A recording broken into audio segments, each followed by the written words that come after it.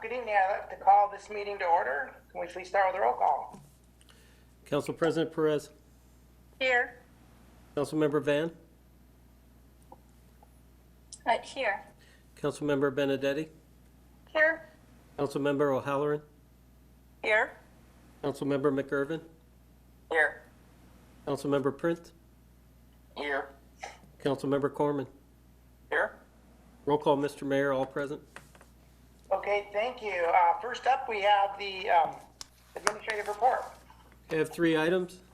Join us for a holiday trivia night on Tuesday, December 15th from 6:30 to 8 p.m. The theme is Holidays Around the World. Visit rentonwa.gov/trivia night for more information and to register your trivia team. You can play alone or with a group, compete for a chance to win a variety of prizes, and to be crowned Renton's Trivia Champion. 2, keep the holiday magic alive with a drive-through visit to see Santa at one of the Shout Out to Santa's events. Come visit Santa and bring him your letters on December 19th and 20th from 12 to 4 p.m. Enter the drive-through at the lot next to Cugini Florists and find gifts at 413 South 3rd Street. And finally, for traffic impacts, please visit rentonwa.gov/traffic. Thank you. Okay, next up we have audience comments. Mr. Mayor, Yes, Council President Perez. I move that the audience comments be 3 minutes for tonight. Second. Okay, it's been moved by Council President Perez and seconded by Councilmember Corman that tonight's audience comment period be 3 minutes each. All in favor signify by saying aye. Aye. Aye. Aye. Aye. Okay, motion carries. So next I will open the remote audience comment period. It remains the strong intent of the city to have public comment regularly included in our agendas. I believe the opportunity for the community to communicate with their elected officials is essential. The ability for the community and council to successfully communicate during these public meetings rests with me. I recognize the importance of hearing from the public we serve and take this responsibility seriously. In the recent venue of virtual meetings, we've continued to evaluate and receive feedback on the success and shortcomings of our public comment period in an effort to improve the process for the public and the council. Next, each speaker will be given 3 minutes to speak. You will be called upon by city staff member. The staff member will call the speaker's name and unmute the appropriate microphone, which will send an automatic prompt to the speaker of, "You have been unmuted." This is the speaker's cue that it's their turn to speak. Please begin your comments by stating your name, city of residence, and the topic you are addressing. Speakers should be able to see a timer on the screen. When your time is close to expiring, please work on finishing up your comments. Okay, thank you. Okay, first we have Mr. Eric Gaston. If you are in the audience and on the telephone, please raise your hand by pressing *9. There are 2 telephone numbers. If Mr. Gaston, if your number ends in 5702, 4995, or 3529, please raise your hand by pressing *9. If not, we'll move on to Miss Karen Taylor. You may speak. Hi, can you hear me? Hi, I'm Karen Taylor, and my family.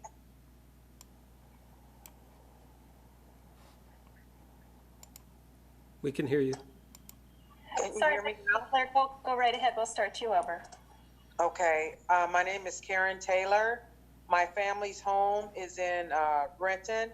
I went to Renton High, and I wanted to talk about the Red Lion Inn and the fact that the people that have been living there have really appreciated having a place that they don't have to be in a shelter where they have to share rooms with people, and they've been receiving their mental health and well-being, hygiene, and dignity back over there. And I think that moving them and putting them back in transit where they have to grab their bags and leave again will cause a great chaos. I think that the city has enough funding to where they could continue to take care of any resources that are needed for the people that are there to stay there and be there. And many of the clients, they came from South King County, and they had to relocate already to get there. And I asked Renton City Council that the city of Renton fully participate in the regional solution to address homelessness, and that the city of Renton please reconsider the ordinance until alternative services are in place during the pandemic. Please weigh the benefits of hoteling versus congregate shelter. We must be mindful that there are people that have never been sheltered during COVID. They're still out there. We also ask that the referral system to the Red Lion prioritize Renton residents experiencing homelessness. And I just also want to say that, you know, this pandemic has caused a lot of mental anguish for a lot of people, but especially our unsheltered people and people that are not stable in their housing. I was homeless, and getting stable in my housing has relieved a lot of my mental anguish and things that were bothering me. You know, I'm able to get on my medication regularly. These people have health issues. They need to see doctors. And I just think that moving them out of there because some residents or whoever doesn't want them there is just not okay right now during the pandemic. I think that any movement should be after the pandemic. I don't think that there should be a rush. And I think that we ought to love and appreciate other human beings, irregardless of what their condition is or where they came from or what their appearance is. I think that loving on them and providing them with as much opportunity to become whole again is most important. And I thank you for your time and your consideration for my comments.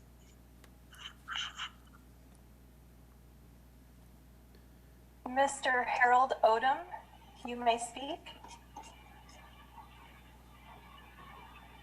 Good evening, City Council and Mayor. So I'd like to speak on the staff report that recommends the congregate shelter of 100 people or less. For almost 12 years, I was homeless. For certain circumstances, some my own, some not. And I went through several cities. I'm now homed in Seattle. But in that time, several trauma pieces have happened to me. Having a place to stay was the least of them. I could always find a place on the sidewalk, under a bridge, or something like that. What I'm calling about is when things got better. When I found Reach, or they found me, they rescued me, let's say, I had to have both my big toes amputated. I had to have another surgery to get my balance correct. The surgeon at Swedish, he understood I was a cyclist and I needed my balance desperately to keep my mental health good. Without the aid of a shelter that was 24 hours, 7 days a week, which is the shelter of the future of now. The old congregate shelter, that's the past. I'm surprised your staff actually brought this to you in this form and in written language, because enhanced shelters, 24 hours, 7 days a week, where people can get that medical help they need, mental health they need, and if they have some abuse needs, problems, they can get the needs there as well. But to take that away from people who are homeless, again, it strips them of their humanity. In Renton, almost 10% jump on the people who died of homelessness, of exposure, and of violence because of being homeless. I'd weigh that way over someone defecating in the bush. It might smell to it, but I'm sure a rotten body even smells worse. We have to look at the homeless as human beings, not broken individuals. In the last 5 years, I went from scrubbing toilets to a nice job now. I went through an internship to a fellowship at the city, and now I'm on the implementation board of the Regional King County Authority. I came from good stock. Parents and brothers and sisters always told me I have to rise above. When being homeless, it's hard to do that. With the Lived Experience Coalition, we advocate for homeless people. because we know the pain they go through. But we do know that it's possible to come out of that pain. But it takes community support, and it takes a strong government body to help that community understand. These are not broken people. We don't throw them away. We help them with love, as Ms. Taylor said. We abundantly put love on them. Because someone might not know love until you show it. And you're not showing love right now. Mr. Prince, you're on the governing body. I hope you explain that to some of your colleagues. When I sat in last week, I only heard one person who went down to see Renton, of the Red Line Inn. How can you have a personal relationship if you haven't been there to see them? Mr. Odom, I'm sorry to interrupt you. Your time has expired. I thank you, and I urge you to reconsider this bill. Thank you. Next, we'll have Tony Nelson. Tony Nelson, it is your turn to speak.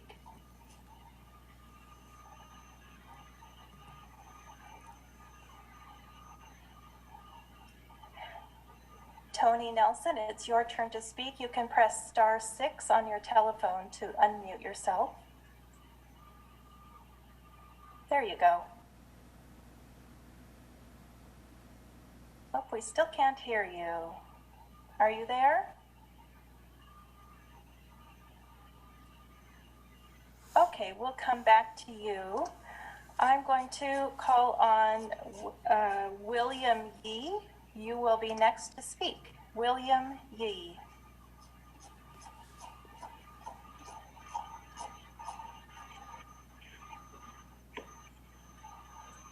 Hello, Mr. Yee. It's your turn to speak. Oh, yes.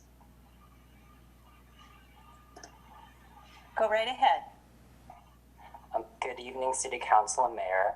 My name is William Yee, and I am a Renton resident. I'm here to respond to the proposed ordinance regarding the zoning of homeless shelters. But before I begin, I just want to acknowledge all the folks that are risking their health to ensure that people that are experiencing homelessness or experiencing other issues, that they have shelter and services here in Renton during the pandemic. And I'm here to speak again about the ordinance, and that the City of Renton should really reconsider it for a few reasons. So what some of the research has already shown is that hotels or sites where folks have their own individual private spaces are much better than the shelters. And that as you can already hear some of the stories around the residents' outcomes about significantly improving and helping them to really move into permanent housing has been very heartwarming and inspiring to hear. And that, you know, many people that are, whether it be in the Red Line Hotel or elsewhere, are not always, you know, from Seattle. That we have folks that across Upton County or, you know, are originally from Renton, and yet they had to go elsewhere to seek services that weren't provided, you know, where they were when, you know, that part of their life in terms of losing their housing occurred. And that it's both cruel and dangerous to actually put people back into shelters or out of that hotel specifically. There have been many reports around the conditions and coronavirus outbreaks at places like the detention center, at the jails and the prisons, which are very concerning, you know, where you have folks, but whether they be, you know, in there or the staff that are working there, and are at such close proximity that they're infecting each other. And that can help demonstrate what might happen if, you know, places such as this hotel are no longer an option. The City of Renton also has a long history of leading with diversity, equity, and inclusion. And this also includes the formation of the Inclusion Task Force, organizing community events, and even the recent development of the Renton Equity Lens Process document. And so I am concerned that the city has not fully utilized the resources that it itself has created, such as the Equity Lens, to effectively guide the decision-making process. And that overall, a lot of the objections, a lot of the folks that are expressing apathy against people experiencing homelessness are really more concerned about seeing the symptoms going away and not really addressing the root causes. So I really feel that the city should fully participate in the work that's happening here in King County, across the region, to really address homelessness and to really reconsider the ordinance during this pandemic. Something else to think about as well is since the Red Lion Hotel has already been set up, this is a resource that locally we can tap into and help prioritize for any Renton residents that are experiencing homelessness or are in need of services. Mr. Thank you Yee, very much. thank you very much. Next, I'll invite Dr. Simha Reddy to speak. Dr. Simha Reddy? Hi, folks. Can you hear me? Yes, sir. Great. Thank you so much. I appreciate you taking the time to listen. My name is Simha Reddy, and I'm a resident of Seattle. I'm a primary care physician and a clinical assistant professor at the University of Washington School of Medicine. For the last 8 years, my primary focus has been on healthcare of people experiencing homelessness. And through that work, I've come to join the Coalition on Homelessness, and then more recently the implementation board of our new Regional Homelessness Authority. I join you today to urge you to table this particular ordinance and take it back for further study. I actually do think considering regulation ordinance around homeless shelters is the right call, but even with the changes that have been made so far, I don't think this is the right approach. There's a number of issues that I think need to be addressed. First, I think people have talked a lot about certain healthcare outcomes, but I want to take a moment to talk about the effect on healthcare systems, separate from COVID. When people are, specifically ER utilization and how long people have to stay in a hospital room. So when somebody doesn't have a safe place to stay, they're more likely to end up in the emergency room and needing acute care services. And then once they do get hospitalized, if they don't, there are many, many, many people who are not sick enough to be in the hospital, but not well enough to return to an overnight shelter or the street. And so a place like the Red Lion or Medical Respite and other programs are essential to the appropriate functioning of a hospital. So I think reaching out to your local community hospitals, like Valley, for example, and consider Harborview as well, and the impact on them, I think would be appropriate. The second thing is, in creating this ordinance, it's not clear to me that we've started with the question of what is the emergency shelter deficit for Renton. I think throughout the region, we are short by half the number of emergency shelter beds we need. And I think it would be most appropriate to start with what are the needs for Renton and the surrounding area, and then how do we meet those needs most appropriately. And finally, in thinking about this as a regional problem, I really appreciate the fact that you have fantastic representation on the Regional Homeless Authority with that Councilmember Prince. I think there's a place to create, for example, a model ordinance, something that works across this region that can be adjusted as appropriate for local municipalities. But I think it really needs to take into account more data and greater expert opinion. Anyway, I just want to, I'm grateful to all the people who do the wonderful work, for example, at REACH, at City Hall there in Renton, as well as the DSC and other homeless services in Renton. You're doing phenomenal work, truly saving lives. Thank you all.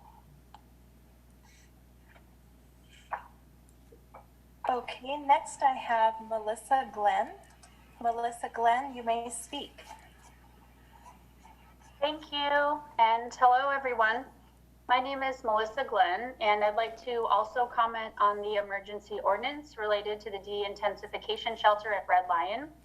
I'm a Renton resident. I've also been working in mental health and social services in this city for the past several years, so I'm pretty intimately familiar with the area's current needs and resources related to housing insecurity. I want to thank the council for inviting feedback and being open to considering community input regarding homeless services in our city. I've been closely following the Red Lion shelter since it moved in. I've had many conversations with service staff, city leaders, and shelter guests. I've thoughtfully read the proposed ordinance a number of times actually, and I'm familiar with the considerations of various stakeholders. I can appreciate that this is a highly complex issue and it stirs up strong emotions on all sides. And regardless of whether this proposed ordinance is passed, I think people on all sides can agree that Renton is in need of a comprehensive, collaborative plan to address housing insecurity. Throughout the past several years, I've observed and experienced a lack of strategy, oversight, and infrastructure regarding social services in Renton.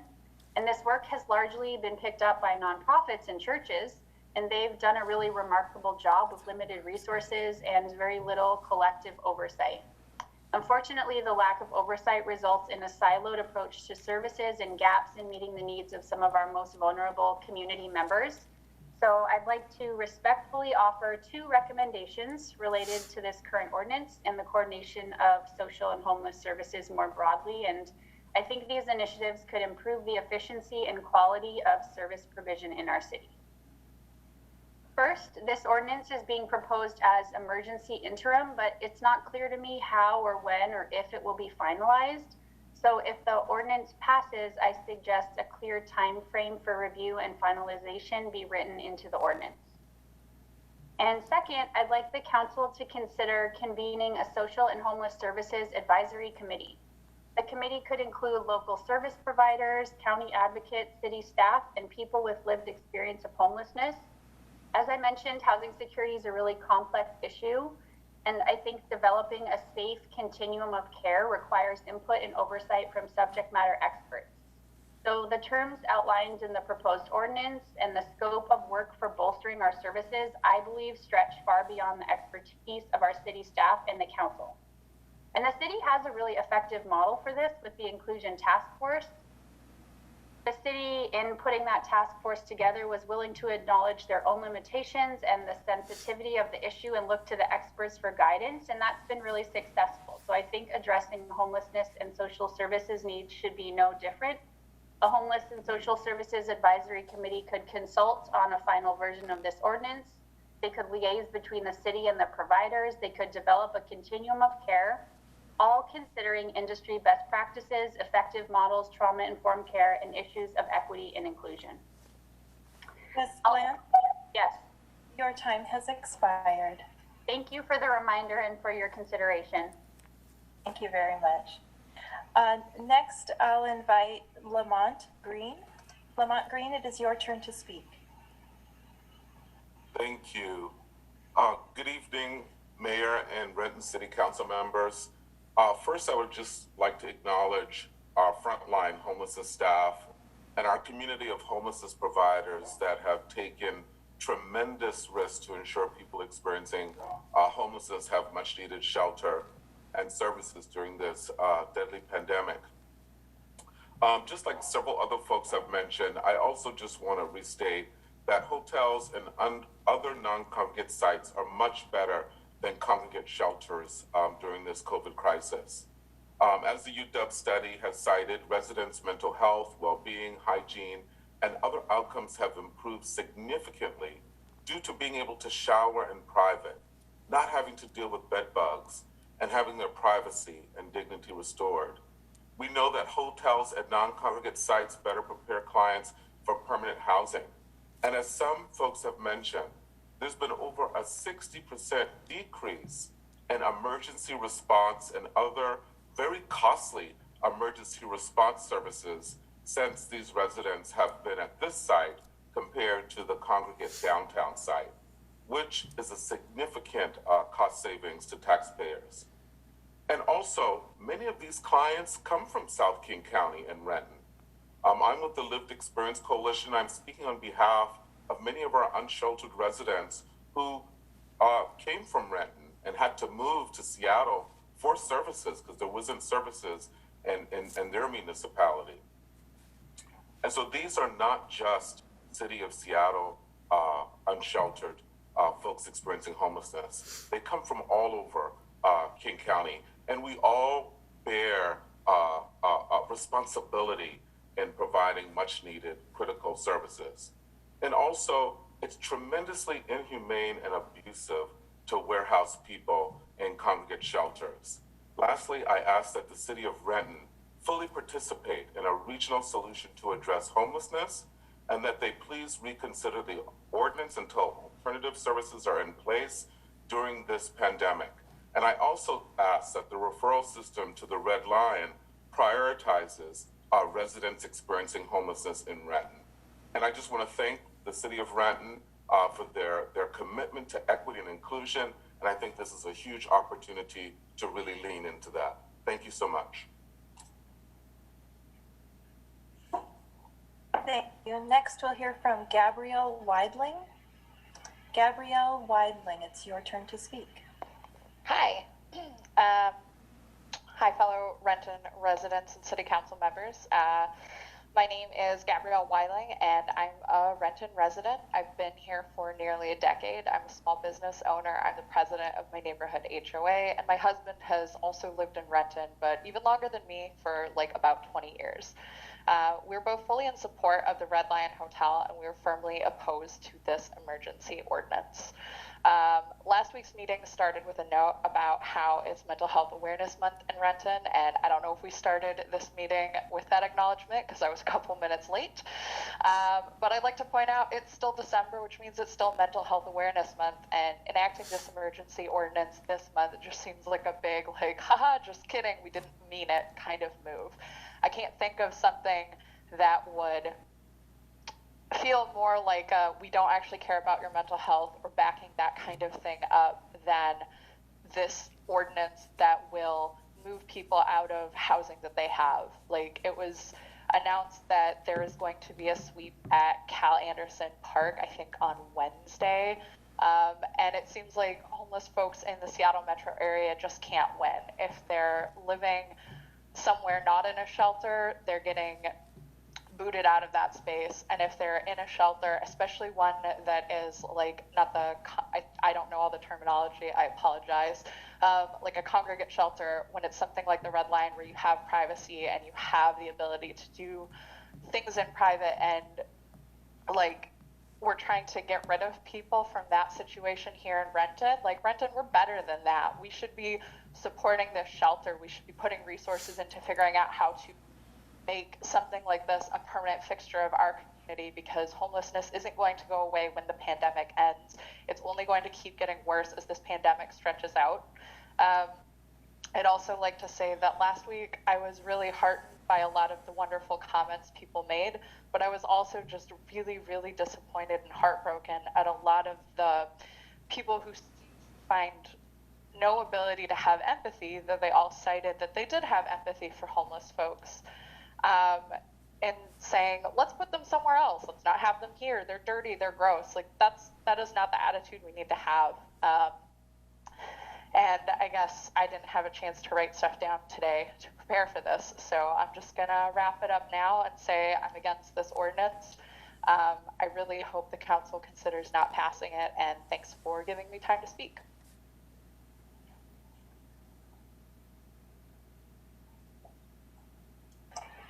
Thank you. David Smith, your turn to speak. David Smith. All right, this is David Smith. Can you hear me okay? Yes, sir. Oh, excellent.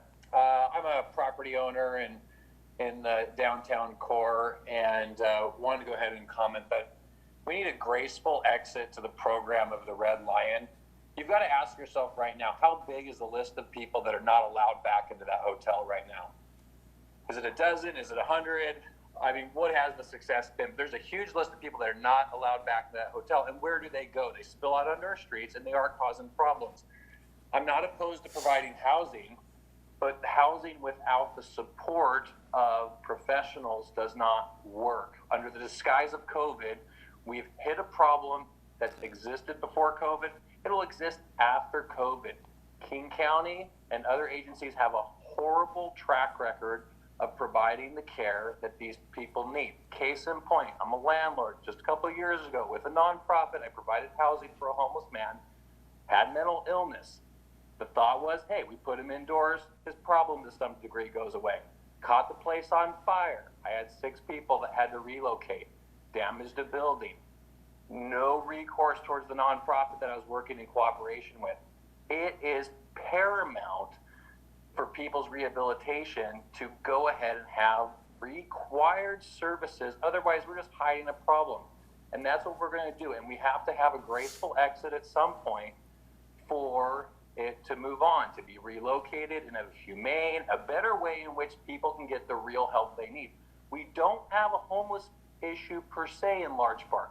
We have a mental health, drug, and alcohol problem. Homelessness is a subset of that first problem, unfortunately. We need to go ahead and give them the services to go ahead and get back on track, not just hide it in the city of Renton inside of a hotel door. The problem still exists. It is still there. So at some point, we have to give them the rehabilitation that it takes, and it's not inside the door of a Red Lion. We can go ahead and house them temporarily, but at some point, we got to put them in a more professional track, go ahead and get them out of that system. And so in any event, I don't need to go into the details of what's spilled over into the downtown streets. It's been terrible. And I go ahead and I conclude with that. Let's find a graceful exit for them to go ahead and get the services that they'll ultimately need at some point in the near future. It's probably a state and federal issue that the little city of Renton probably doesn't have the ability to go ahead and take care of it in its entirety for the region. Thank you for your time. Thank you. Next, we'll invite Larry Gossett. Larry Gossett, it is your turn to speak.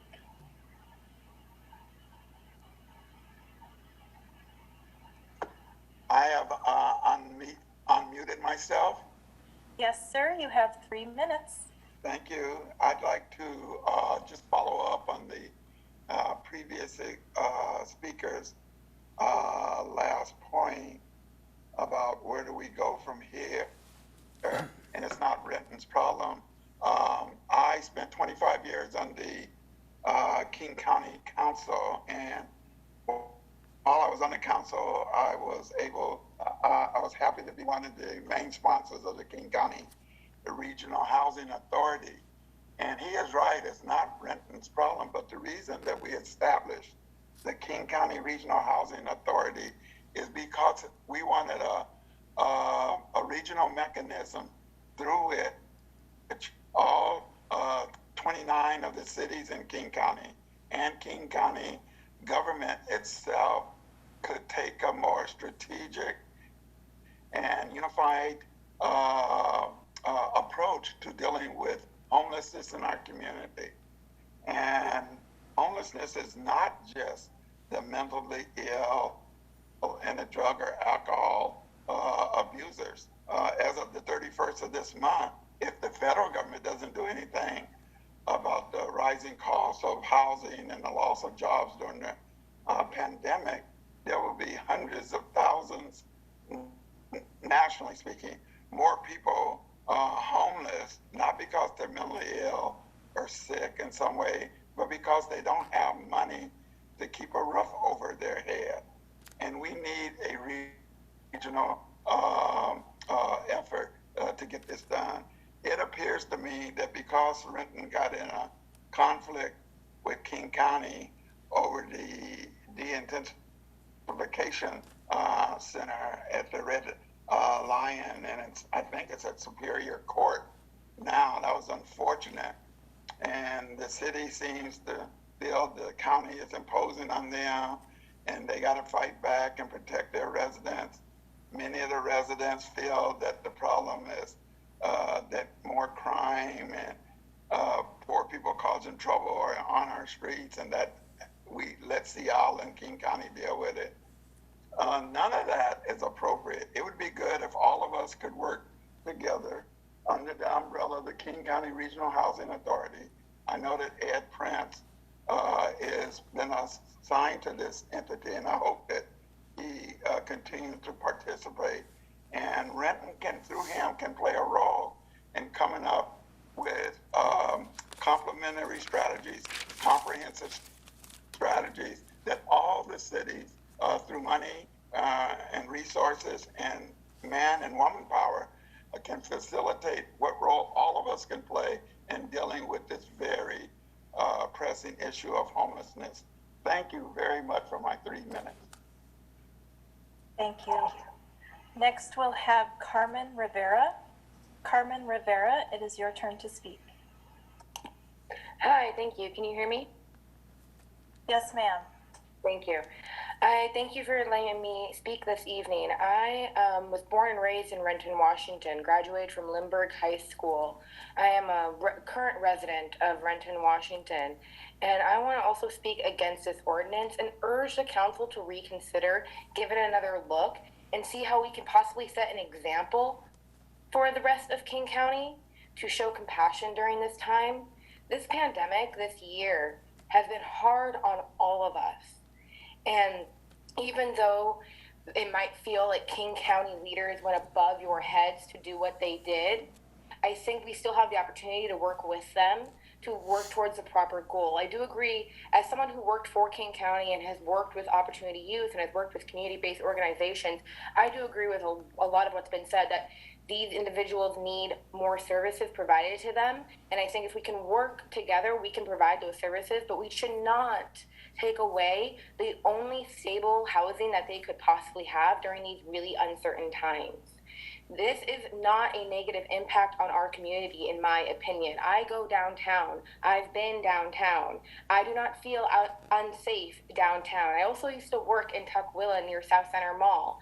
I have been in this neighborhood this area in this community for a very long time.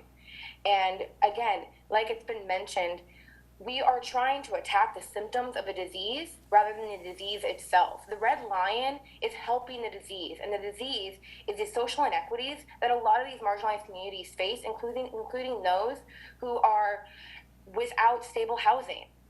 And so again, I just really want to urge the council to re-review the ordinance, to listen to everyone who's been speaking tonight, who took the time and the energy to come here tonight to speak to you, to plead with you. We understand that there are negative impacts and there are more solutions that need to be found, but let's work with this community. Let's work with our King County leaders. Let's hear what everyone has had to say, and let's provide the best solution possible. And I don't think it's to say that we take away from people in need right now. We need to set an example for the future, and we need to also, I think, urge our other cities to follow suit. So that is all I have to say. I will relinquish the remainder of my time for those who have other things to contribute to the conversation. Again, please hear us all. Thank you so much. Thank you. Next, I'll invite Diane Dobson. Diane Dobson, it's your turn to speak. Thank you. Can you hear me okay? Yes, ma'am. Wonderful. Thank you very much. I'm Diane Dobson, resident of Renton, CEO of the Renton Chamber of Commerce, and I come to you tonight as an individual citizen, fifth generation. I understand what a truly complex process you are faced with, and I thank you for your thoughtful consideration to the same. We're in the midst of a pandemic and health crisis, and the bold move by the county to combat the spread of the virus seems to be working from a health standpoint. And while lessening the calls and service are magnificent for those from the shelter and the shelter operators, and a reduction for calls for service are likely a reduction of tax expenses in Seattle, it doesn't change the impact upon our community or increases upon our resources, impacts we were not prepared for and we were not allowed the opportunity to collaborate in advance approach. And as the previous speaker mentioned, it is reported by shelter operators we have had over 100 people barred from the Red Lion, barred from a no-barrier shelter due to misconduct, with only a handful relocated to other shelters. That means we have upwards of 90 to 100 people who have been forced to the streets, many of which are confirmed to be in Renton. We're also in the midst of an economic crisis, and the businesses are suffering, not just from the impacts of COVID, but also hundreds of thousands of dollars of documented impacts of relocating a sometimes unpredictable population adjacent to their properties, where they had no anticipation of the same because of the zoning laws in the areas they were brought into. And businesses are to be commended at accepting a burden of responsibility of doing our part, as the entire city of Renton has, including dealing with those individuals who have been barred from the facility. There is no doubt the support for those experiencing homelessness and those experiencing mental health challenges, including substance abuse and addiction, will be far greater in the future than we have ever experienced, and more important than ever. The thoughtful foresight into that impact, into placement, into wraparound services will also be more critical than ever. And the lower the barriers towards shelter, the higher the need for thoughtful and intentional approach. I don't hear our community or this ordinance saying no to shelters. What I hear with this ordinance is we want responsible approach and a say in what that looks like. not rushed because of outside influence, not hastily placed because of the availability of a vacant building, but thoughtful approach with foresight in order to poise those service providers for success, encourage our community to buy in, and collaborate with our service providers for the best wraparound support possible to integrate individuals as they transition out of homelessness, as isn't that the end goal? To encourage successful independent living?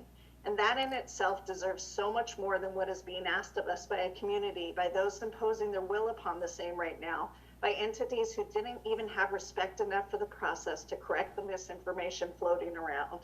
I appreciate the council's thoughtful consideration to the ordinance presented before you.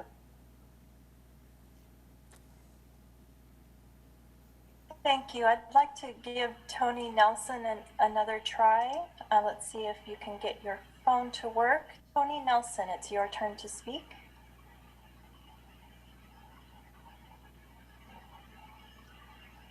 Go ahead and unmute your phone by pressing *6.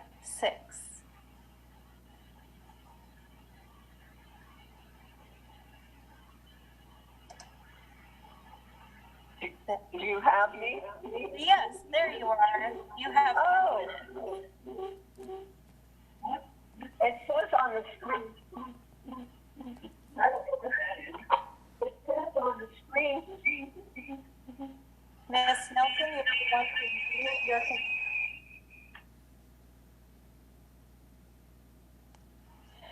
We'll come back to you. I'll advise you to mute your computer while you talk on the phone, and I'll call on you in just a minute so you can get that in order. The next person I see with their hand raised now is Dr. Linda Smith. Dr. Linda Smith, it's your turn to speak.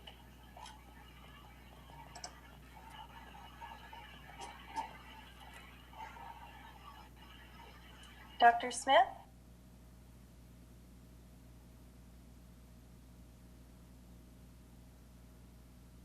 Okay, I'll go to the next person on the list, Dave McCammon.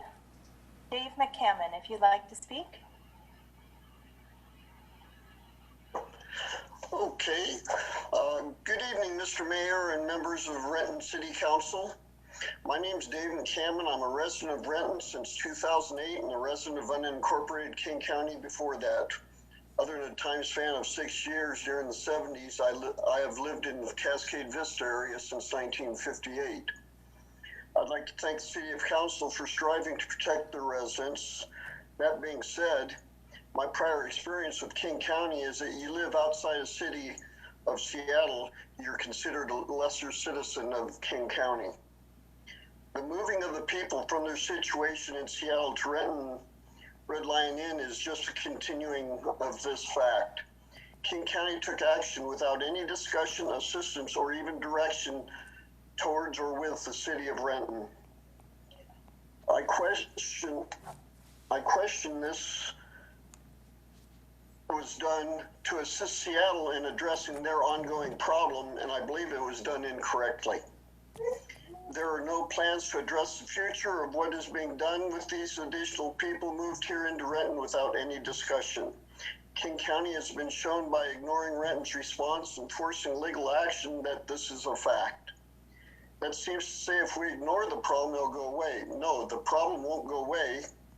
This action is by King County is simply passing the problem on to someone else. Comments made during the previous Renton City Council meeting about moving the date and allowing more people to remain at Renton Lion Inn doesn't make any sense either. While I can understand the wishes of many to improve a person's lifestyle, in a large group, it requires so much emergency response for a single situation. If an example is required, the fire at the Renton Lion Inn on November 25th, 2020 in Renton is a perfect example. It required not only Renton Police and Renton Regional Fire Authority response, but assistance from several local jurisdictions. Renton cannot handle something this alone. If the situation is allowed to move forward, it needs to be in smaller quantities in different locations. Thank you. Thank you. Next, we have Keith Jackson. Keith Jackson, it is your turn to speak.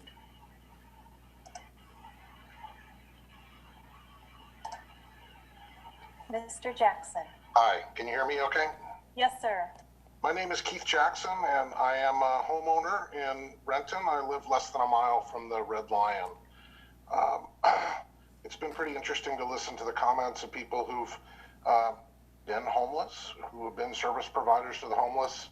I'm in neither of those categories. I'm just a citizen of the city. And I have to say that what I want from my government is to look after the people who need help the most. I want that from my city. I want it from the county. I want it from the state. I want it from the federal government. I'm not one of those people. I'm fortunate. I'm a small business owner, and I'm getting along just fine. But there are people who really need help, and I'm proud and delighted that we are helping people less than a mile from where I live. I think that's a great thing, and I encourage, as a citizen, as one of the citizens who votes for the folks on this council, I encourage you to help these people. These are the people who need help.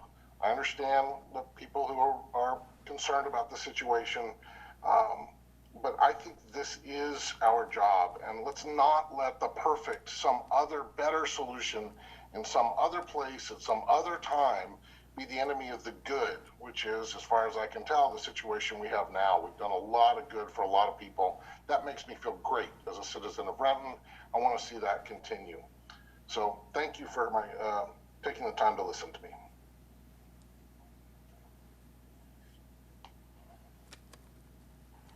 Thank you. Next, I see Adam Henderson. Adam Henderson, you may speak. Hi, can you hear me? Yes, sir. Okay. First, my name is Adam Henderson, and I live in Renton, downtown Renton, actually. I also agree. I walk outside. I do not feel unsafe right now, but I would feel unsafe if this ordinance was going to pass, because so many people are just going to be flooded into the streets that are currently staying at the Red Lion Inn. And these people are going to be so desperate. They're going to commit crimes. I'm just really worried about the safety for myself and my family. And in addition, putting these people out in the streets and in shelters in close proximity is just not the right thing to do during COVID.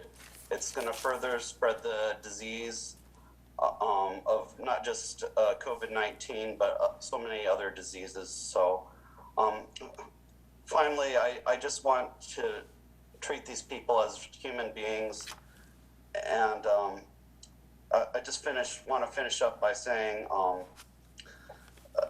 Jesus Christ said that if you do it to the least of us, you're doing it unto me. So that's all I have to say. Thank you.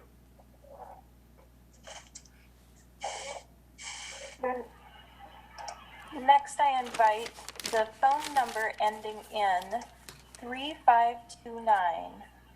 The phone number ending in 3529, please provide your name and the city of residence, and you'll have 3 minutes. You'll need to unmute your phone. You can do so by pressing *6 if you're having trouble.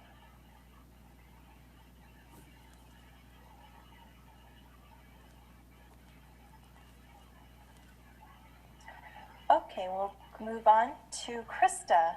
Krista, it is your turn to speak. Good evening, Mayor Pavoni, President Perez, and council members. My name is Krista Strasva, and I am a Renton resident.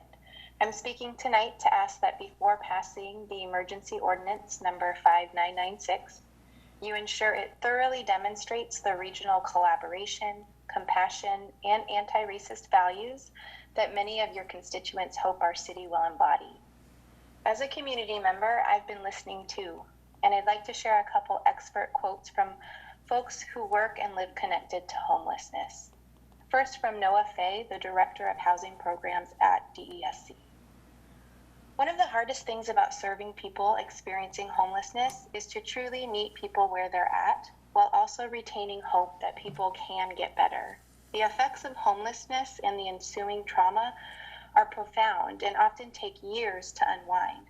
But what people truly need to recover are supports that don't give up on them and always accept them for who they are and where they are. When that happens, people really do get better. But we need to recognize that healing takes time. And now from Mark Royal, a resident of the Red Lion Hotel Shelter. I look around and see so many people doing so much better than when they came in, taking up exercise, eating well, feeling safe, having dignity restored, and becoming part of the Renton community. Where will we go if this place is shut down? Where will I go? This hotel has been so important to me and the people I know. We don't want to face an uncertain future. At the end of the day, if this facility closes down and we are forced to vacate, I'd have to scramble to start over, to find suitable accommodations somewhere I can feel safe and warm again. It would be absolutely devastating to me and all of the residents. And finally, as I said a couple weeks ago in this forum, if Renton aspires to anti-racism, we cannot ignore race and racism as key factors in this discussion and ultimately your decision. According to the National Alliance to End Homelessness, most minority groups, especially African Americans and Indigenous people, experience homelessness at higher rates than whites, largely due to long-standing historical structural racism. From slavery to segregation, African Americans have been systemically denied rights and socioeconomic opportunities. Other minority groups, including Indigenous and Latinx people, share similar histories. The disproportionality in homelessness is a byproduct of systemic inequity. The lingering effect of racism continue to perpetuate disparities in critical areas that impact rates of homelessness.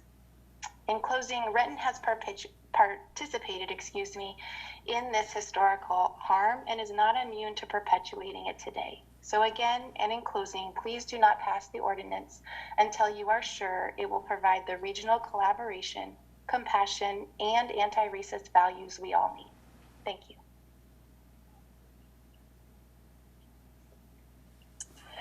Next, we'll hear from Mark Dones.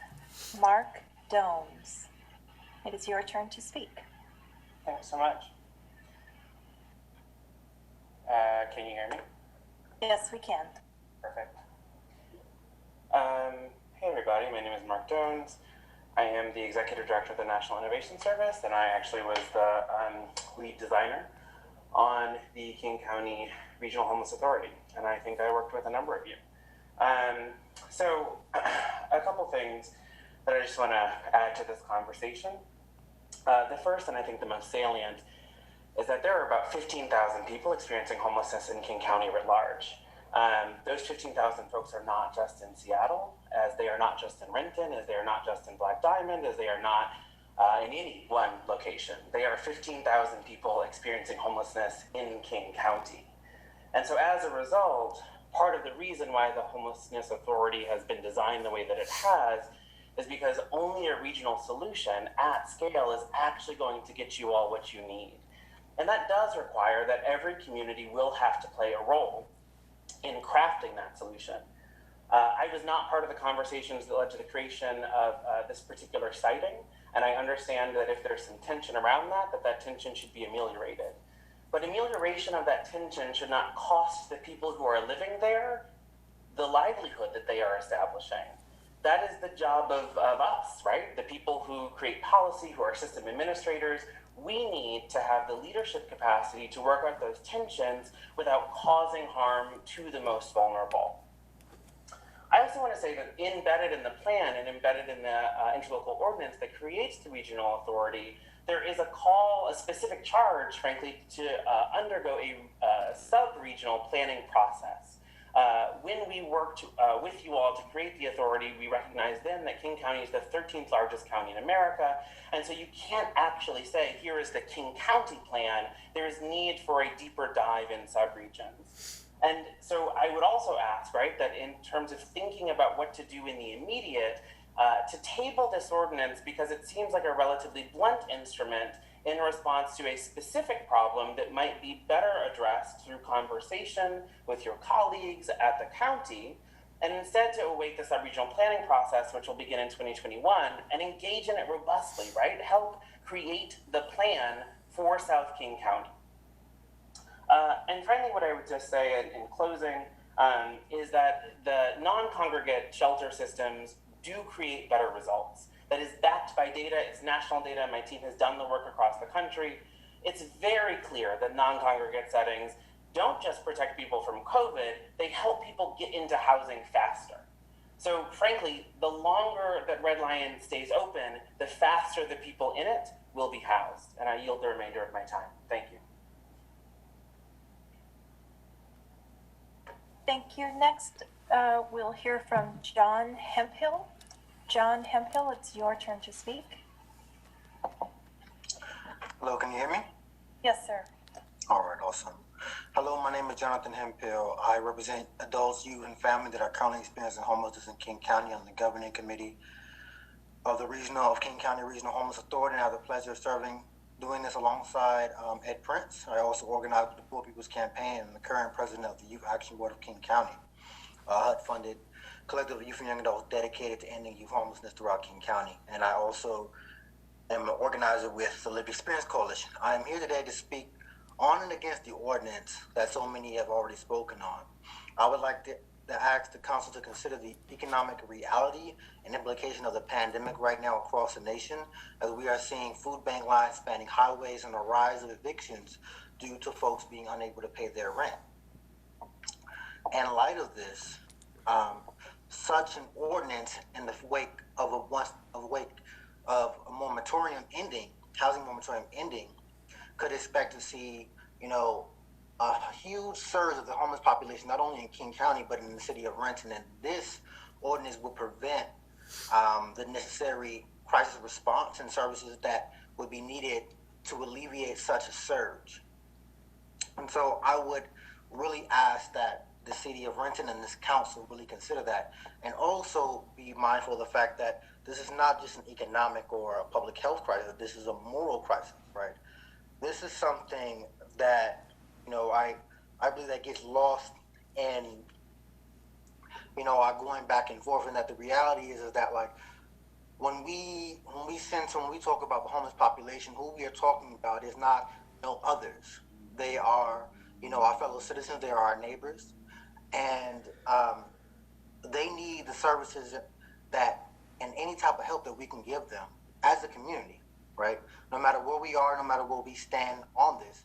And that's just not, in the wake of economic struggle, the economic right thing to do, or in the wake of a pandemic, the public health type of response, but the moral, because it reflects our morals and values as a community here throughout King County.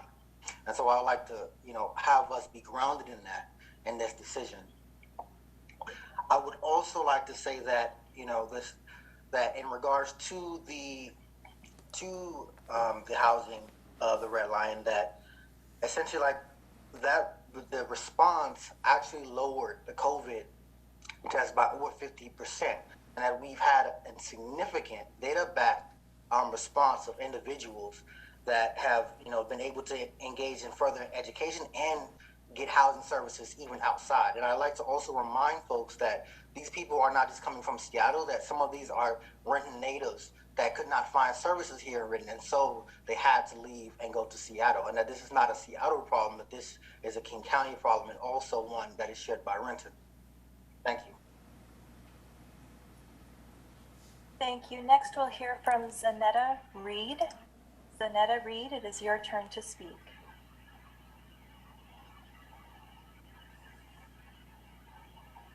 Oh, I see you. Okay. Hi. Can you hear me? Yes, ma'am. Hi. Okay. Hi. I'm Zanetta Reed, and I am actually a resident of Snohomish County now, but a advocate and member of the Lived Experience Coalition. And first, I just want to say that we acknowledge the frontline homelessness staff and our community providers that have taken a tremendous risk to ensure that people experiencing homelessness have the much needed shelter and services during this pandemic.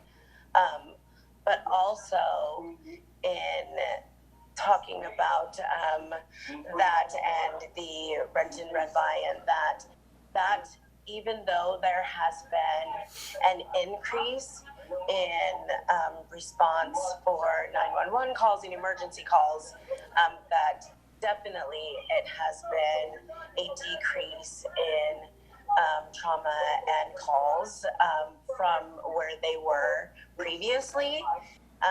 And being in non-congruent shelters right now during COVID is one of the best gifts that we can give our unsheltered neighbors, as well as we also have to think that we have neighbors that haven't even been sheltered during COVID. And also I understand that Renton is wanting only not nighttime shelters, but understanding that if you don't have enhanced shelters, we understand that people are much more understanding for families. When I was homeless, I had children, but having only a nighttime shelter, our shelter was in South King County, and everything that we did in my job and everything was in North King County. So catching the bus and things like that, and carrying, 20 to 30 pounds of children's football equipment back and forth and things like that. Just think of, those that they're not so helpful for, that have to carry their bags and all of these things back and forth. It's just a lot. So I think one of the best things is if we're just asking that Renton fully maybe participate in a regional solution to address homelessness, and that the city please reconsider the ordinance until alternative services are in place during the pandemic, and please weigh the benefits of hoteling versus congregate shelter.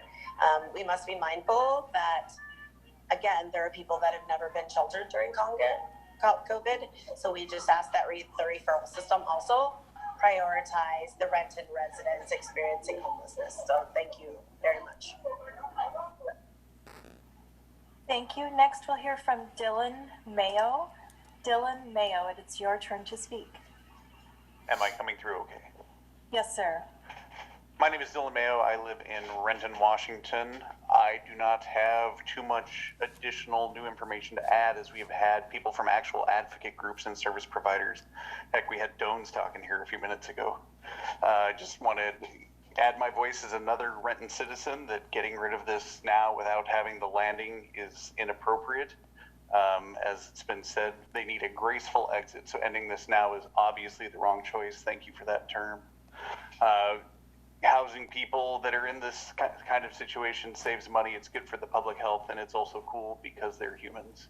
I yield the rest of my time.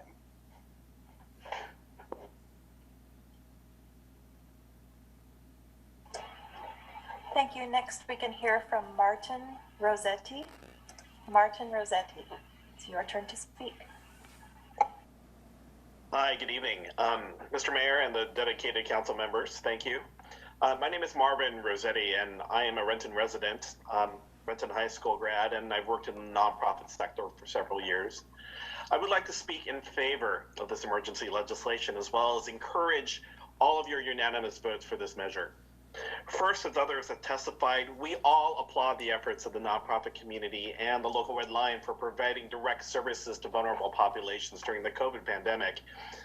But at the end of the day, we must remember that unfortunately, Renton's generosity isn't limited by its caring, but the infrastructure and the laws of our city as a whole to deliver the services adequately and in one place. The city of Seattle will be spending $80 million in homelessness efforts alone, and Renton has a limited capacity for emergency and public safety support. Renton only has $1.4 million dedicated to all of its vulnerable populations, and none of it will be dedicated for this emergency placement at the Red Lion. Local charities are not designed for all of the special needs for this new service population, much less for a city to handle the magnitude of requirements that a major DESC facility needs to service these guests in our city.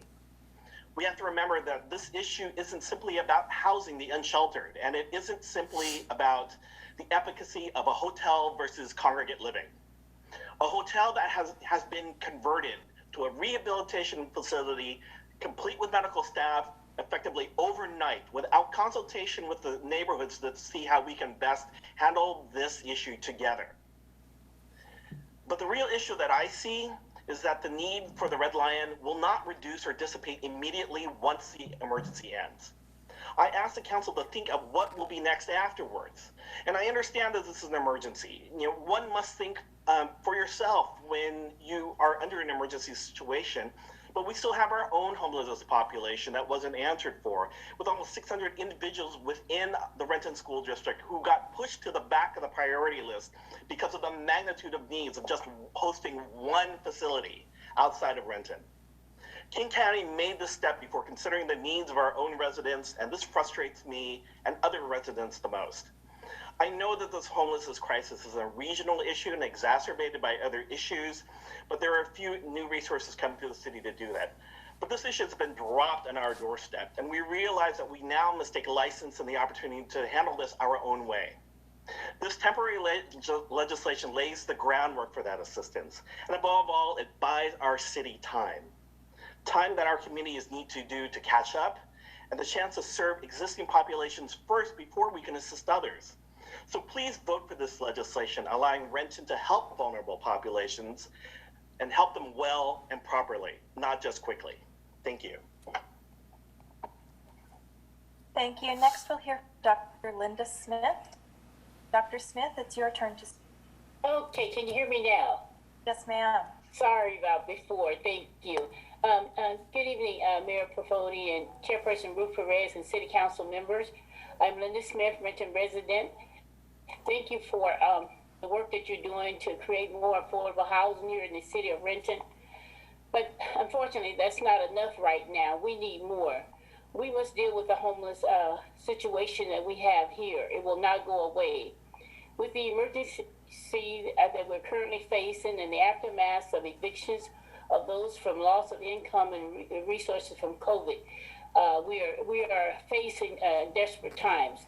As you ponder your decision tonight to make the final vote for the de-intensification center capacity here in the city of Renton and reduce the capacity, please consider those impacted by this decision are Renton residents. These individuals have been a part of this city since early 2020 and are now residents. If the reduction takes place in the city in June, we will be faced with 100 plus more people suffering from homelessness, with the 600 students and the nearly 60 plus chronically homeless that are on our streets now who have no place to go. Consider the trauma that these individuals are facing, the loss of housing, the thought of becoming homeless again. I can imagine their feelings. They must feel like I did when growing up as a child and my parents could only find a barn for us to live in. I still live with that trauma today. The impact of this decision will severely impact the increase of homelessness in our community. If we are serious about removing structural injustices and creating equity, we must take serious the problem that currently exists and create services and resources that help people to reestablish their lives.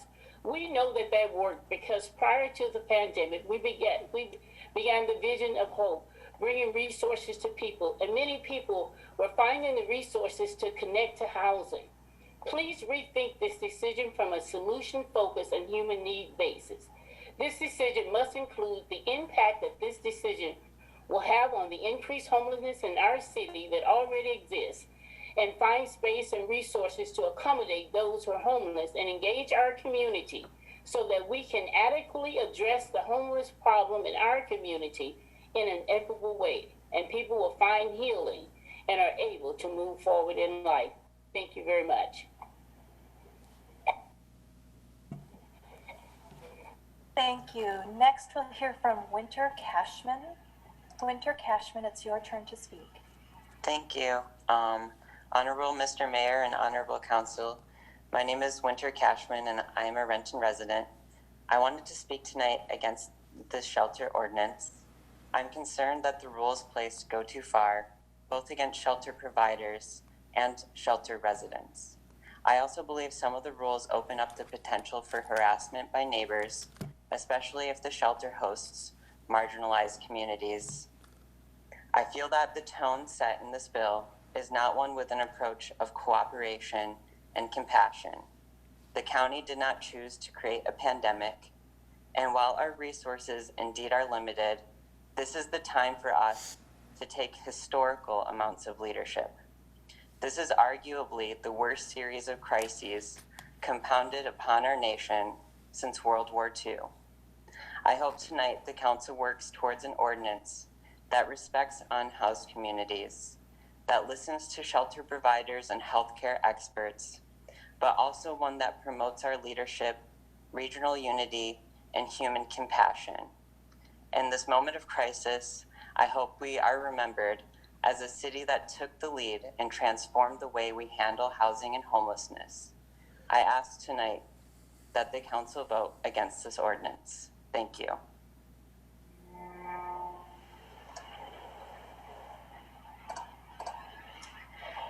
Thank you. Next, I'll invite a phone ending in 4995. Phone ending in 4995. It is your turn to speak.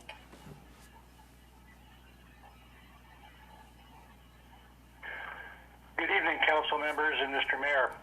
My name is Craig Kepler, and I'm a representative of Renton Village companies, including the Evergreen Building and Renton Village Shopping Center. Both of these properties are immediately next door to the Red Lion Shelter. The ordinance at hand is not about denying shelter for the homeless population, but creating a safe and equitable environment, protecting all Renton citizens, Renton businesses, and the homeless population. The Red Lion Hotel is not the place for a homeless shelter of any kind.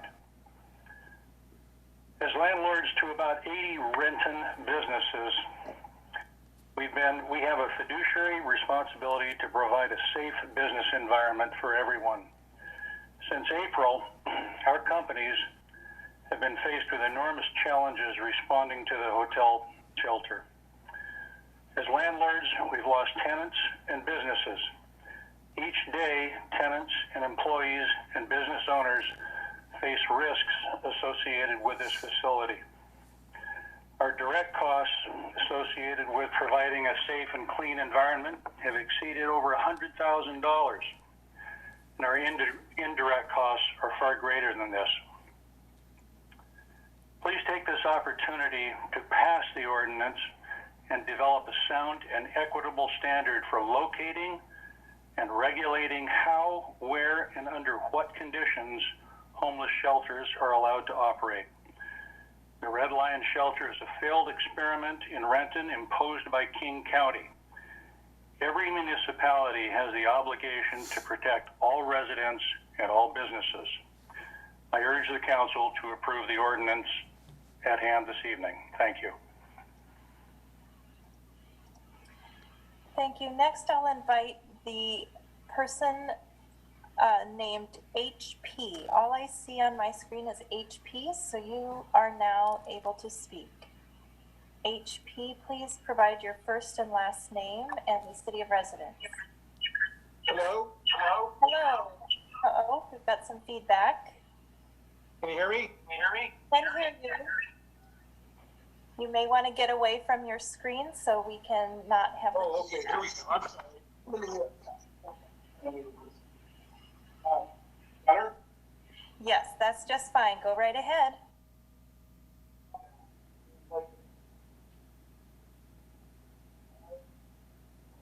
Oh, now we can't hear you. You might be too far away.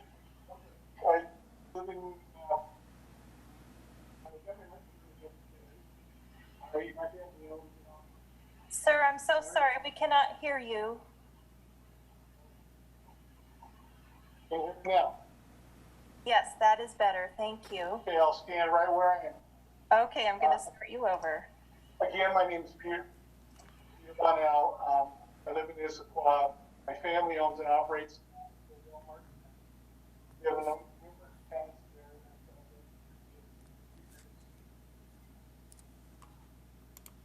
We've been plagued with nothing but problems since the shelter was installed there, ranging from all kinds of things to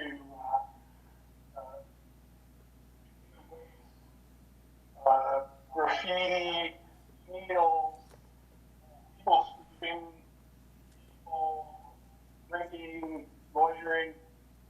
incidents, people with obvious mental health problems over there creating problems for my tenants, especially one. And I know that not all of them are from the Red Lion. A number of them are offenders that were there from.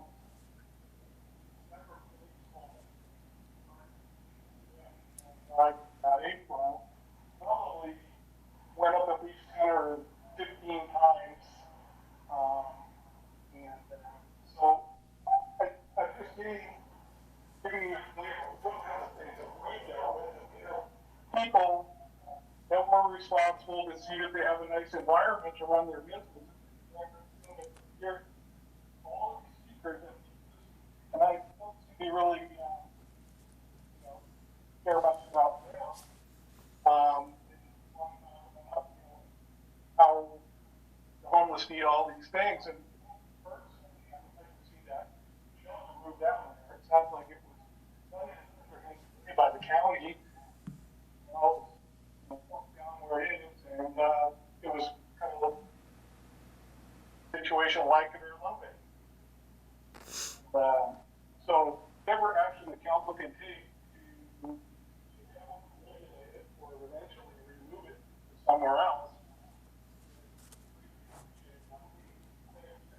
Thousands since installation there, kind of hardening maintenance and upkeep. And very fun dealing with one other thing that happened is that I've noticed that there may be people who are part of the shelter, they keep big bucks of those street people, homeless people, whatever you want to call them. They see that follow that group over to rent. And just this morning's an example. I went by there early on, and my visits down are much bigger than they used to be. And so in the morning, I think you guys out there were sleeping my tenant shop. Early this morning, I could sweep the area and get them out of there. I think there's some little pieces with a 4-point shovel. That was a lot. And that's not difficult. And the biggest concern is I think, excuse me, I'm so sorry to interrupt. We're out of your time is up. Thank you very much. I do want to invite anyone else who has not had a chance to speak yet to council to raise your hand. If you're on the telephone, please raise your hand by pressing *9. If you have not already spoken to council, you can raise your hand at this time. And I will call upon you. I see a couple more. Let's go with the phone ending in 0350. You may speak. 0350. It is your turn to speak. Thank you very much. My name is Allison Eisinger, and I'm with the Seattle-King County Coalition on Homelessness. I really appreciate the opportunity to offer some comments tonight and appreciate the thoughtfulness and seriousness with which so many people have already spoken. So I will be brief. Council members, you know that the Seattle-King County Coalition on Homelessness is opposed to this ordinance.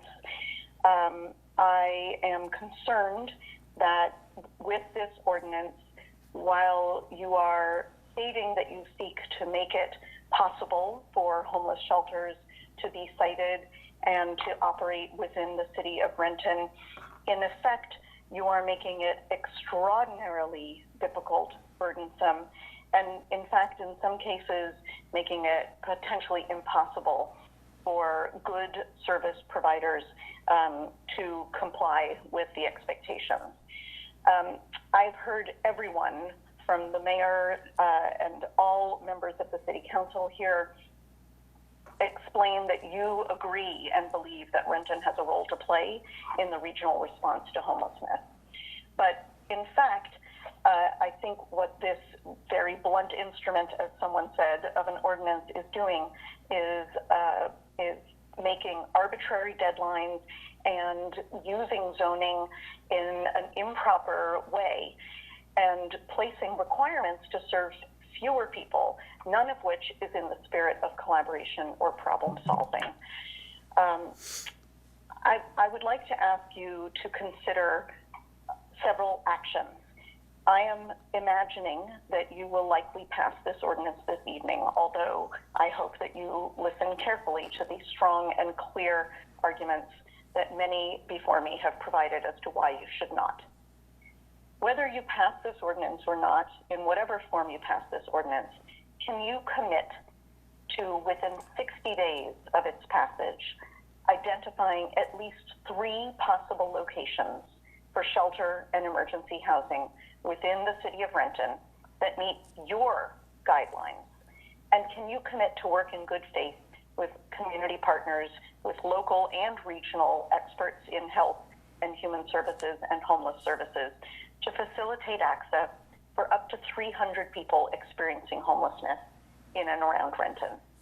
This is, I think, a reasonable set of steps that you can take to demonstrate your stated and restated commitment to responding to the unmet needs in this community and to ensuring that the services that are operating in Renton do so with support that is required.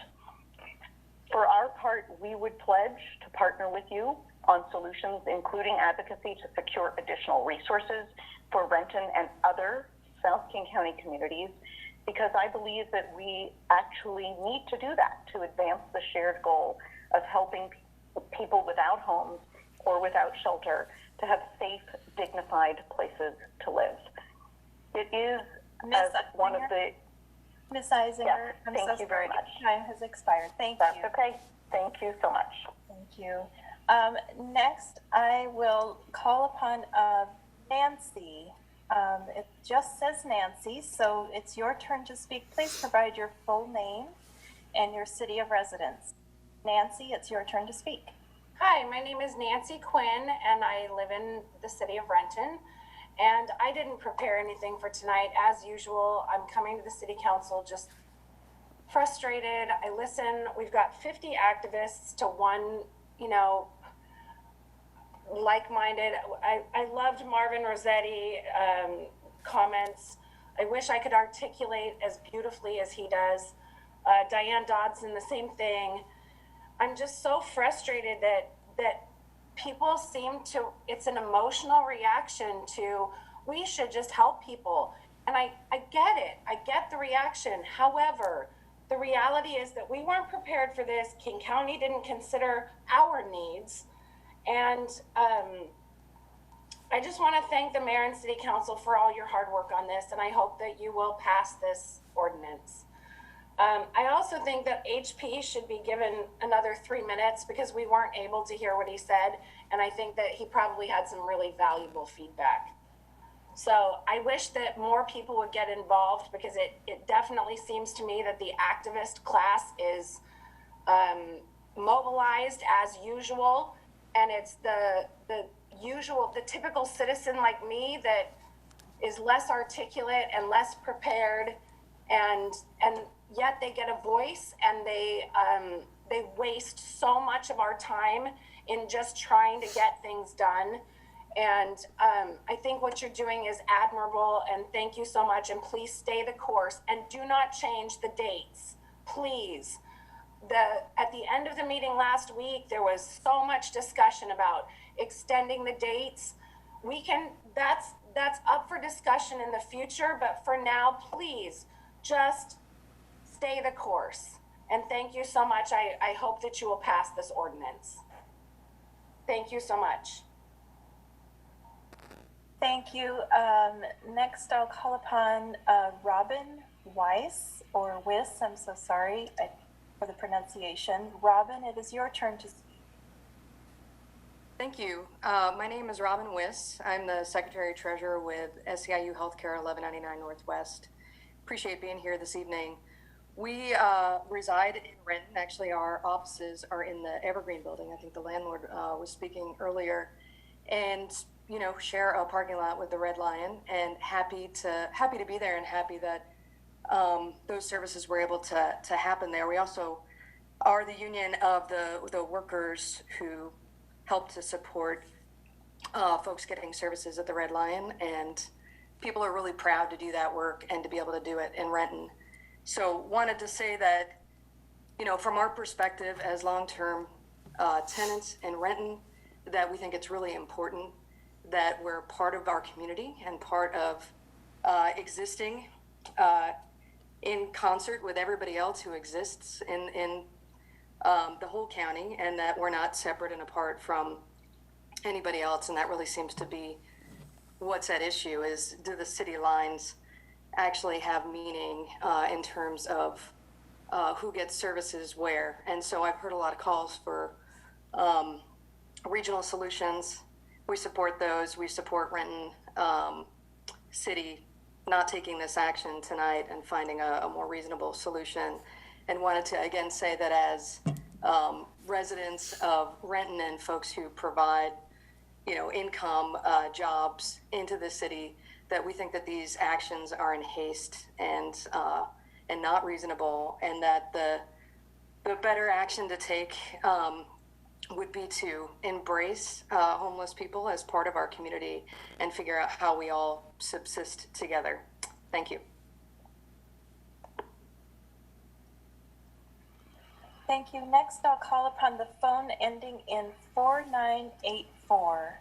The phone ending in 4984, it's your turn to speak. If you could say your first and last name and city of residence, it's your turn to speak. And there you go. Hello, my name is David Heldy. I am a delegate with SEIU 1199 Northwest and an employee of DESC. I used to work at the main shelter where most of the people at the Red Lion were staying before. I helped to transport the people down there, and I'm currently working up in Seattle at their other temporary shelter at the exhibition hall. I have some incredibly strong feelings about this bill, and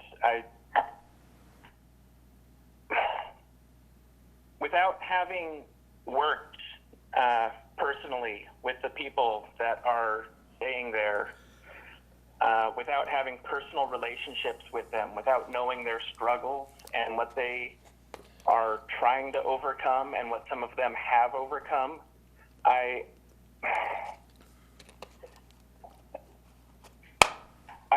understand the budgetary worries that you're dealing with. I understand the complaints that you're getting from people in your community. And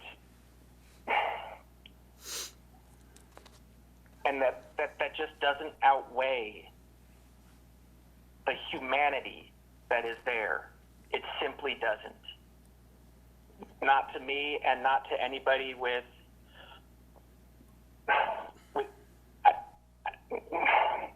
I don't want to overstate this, and I don't want to insult you as human beings, but I don't understand how anybody with a functional moral compass can kick these people out right now. I simply don't. People were talking earlier about a graceful exit and about how they were worried about walking down the street. It's going to be so much worse if you kick half of these people out. I don't understand the thought process.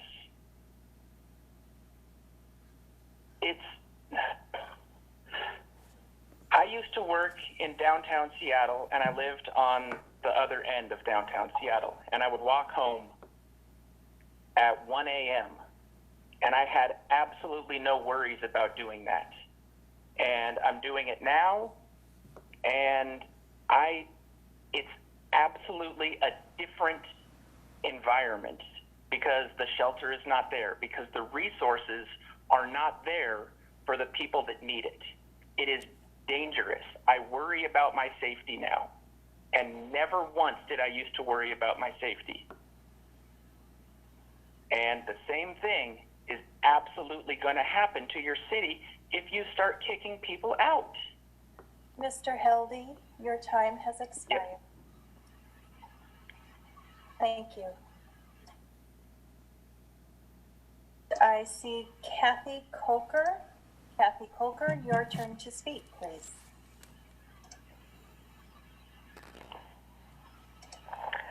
Good evening. Can you hear me? Yes, ma'am. Thank you. My name is Kathy Colker. I have lived in Renton for 48 years. I sent all of you an email earlier today with some background information that I hope was helpful with regard to the history of zoning in the city of Renton. I'm here tonight to encourage you to vote in support of Ordinance 5996, Interim Zoning Controls. It really saddens me that King County's unilateral illegal actions have forced you into this uncomfortable position in the first place. As we all know by now, they did not talk to city officials before moving people into the Red Lion. They got no permits and no business license, and they were in violation of the city's zoning code from day one. If they had been a private business, code enforcement would have been able to do the necessary work to handle the issue. But because of the pandemic, the fact that it was another government agency, and the goodness of your collective hearts towards those in need, here you are trying to solve a problem that was exported to Renton and was not your doing. Renton has a long history of taking care of its own people in need. We have one of a few city housing authorities, our own local food bank, a very active faith community providing food and shelter to those who need it, several organizations providing housing and support services to those needing to get back on their feet, and organizations founded here that serve those suffering from domestic violence that have now expanded to serve the region, to highlight just a few. So as I have been listening from my living room and hearing people in past weeks and tonight accusing you of not caring about homeless folks, it made me very angry. They are not from here and they don't know Renton. It is clear from all your comments that you do care very much. Of course you do. You live here and you know this community. The decision before you is about zoning, not homelessness. As I said in my email, Renton went to the U.S. Supreme Court to protect our right to zone property according to our needs. It took 4 years of court hearings, community organizing, and courage from city leaders to get the job done. But we did it, and that case is still in law schools today. Getting the zoning right needs to be your focus tonight. You have already been most generous with King County by giving them additional time to fix the problem they created. Now you need to take some time to figure out what zoning makes sense for the people in Renton. Representing Renton interests is your job for today and for future generations.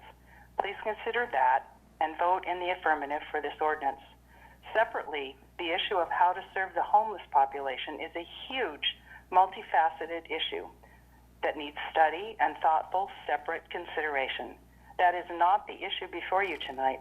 That is an issue for another day. Thank you very much. Thank you. Next, we have Tanis O'Connor. Tanis O'Connor, it's your turn to speak. Hello, can you hear me? Yes, ma'am. Awesome. Hi, all. My name is Tanis O'Connor, and I am a Renton resident. I've been coming to the last few of these meetings, listening to what a lot of people have to say. And I also didn't prepare anything tonight, which is why I'm speaking in this section. But I originally came to just speak in opposition to the ordinance just generally. But the more I've heard, the more I feel like this is actually an opportunity for us to really take some leadership and really help a lot of people here. I know that there's a King County Regional Homelessness Authority. I've heard that Council Member Prince is also a member of that. Thank you for doing that extra service for us. And I really feel like the language in the proposed ordinance is not ready yet, right? But since we have these folks who have been rehoused here in the de-intensification shelter, and we have a lot of people here who are speaking, who are very passionate about this issue and are passionate about helping folks, that we can really take this opportunity to take this energy and this motivation and this enthusiasm that's been present in these meetings to really start to work on what the language should look like for how we as a region are going to address this problem. We can help the county rather than us looking to the county for guidance, right? Because that commission seems to be moving fairly slowly, as everything is moving fairly slowly these days. The language in the ordinance as proposed, just as I said, feels like it's not ready. There's a lot of questions about whether it's even possible to operate a shelter given the onerous restrictions that are present in it. And to use sort of a painful food metaphor, it's not baked yet. And please don't poison the civic body by giving us undercooked meat. Thank you very much. I yield my time. Thank you. Before I call on the last person with their hand raised, I will invite anyone else who has not already had a chance to speak to council to raise your hand now. If you're on a telephone, you can raise your hand by pressing *9. So if there's any others, just a reminder that now's your chance to raise your hand. And I will call on our last raised hand, Marcy Palmer. Marcy, it is your turn to speak.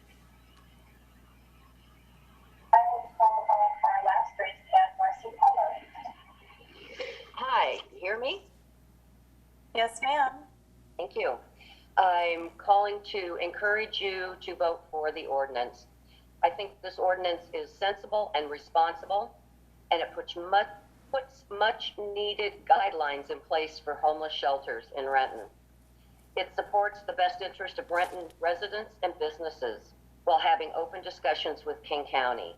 This ordinance does not say they're kicking people out now during the cold winter, the pandemic. It gives 6 months for the shelter operators to find other suitable locations. You were elected by Renton residents, Renton City Council members. You were elected by Renton residents to represent Renton. Please vote approval of the emergency ordinance. Thank you. Thank you. If anyone else wishes to speak, please raise your hand or press *9 on your telephone. I see no one else, Mr. Mayor. Okay, thank you very much, and thank you to everybody that spoke tonight. We appreciate your input. Okay, next up we have the consent agenda. We have 6 items for council consideration. Mr. Mayor, Council President Perez. I move that the council concord with the consent agenda as published. Mr. Mayor? Councilmember Gorman. I would like to remove item B from the consent agenda, if I may. Okay, I think you need to make a motion for that. No. No, don't need to? Okay. No, sir. Okay, so it's been moved by Council President Perez, seconded by Councilmember Corman, that the council concur with the consent agenda minus item B. All in favor, signify by saying aye. Aye. Aye. Opposed, nay. Okay, motion carries. Councilmember Corman. Yes, Mr. Mayor. Item B makes some appointments to the Airport Advisory Committee, or actually refers those appointments to the Transportation Committee. And I would like to instead recommend that council approve those appointments tonight. So I would move that we approve those appointments to the Airport Advisory Committee now. Okay. I'll second that. Okay, it's been moved by Councilmember Corman, seconded by Councilmember McGurven, that the council move to approve the appointments to the Renton Airport Advisory Committee tonight. All in favor, signify by saying aye. Aye. Aye. Opposed, nay. Thank you, Mr. Mayor. Okay. Okay. Next up, we have unfinished business. Council President Perez. No unfinished business, Mr. Mayor. Okay, Councilmember Van. No unfinished business, Mr. Mayor. Thank you. Councilmember Benedetti. No unfinished business, Mr. Mayor. Councilmember O'Halloran. Yes, Mr. Mayor, the Utilities Committee has 2 reports. Okay. Utilities Committee report, amendment number 2 to contract 19313 with OTAC Incorporated. The Utilities Committee, recommends concurrence in the staff recommendation to authorize the mayor and city clerk to execute amendment number 2 to contract 19313 with OTAC Incorporated in the amount of $558,917 for Phase 2 design services for the Monroe Avenue Northeast Storm Improvement Project. Mr. Mayor, Councilmember O'Halloran. I move that the council concur with the recommendation of the Utilities Committee. Second.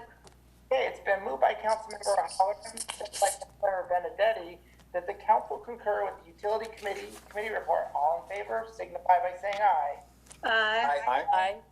Opposed, nay. Okay, motion carries.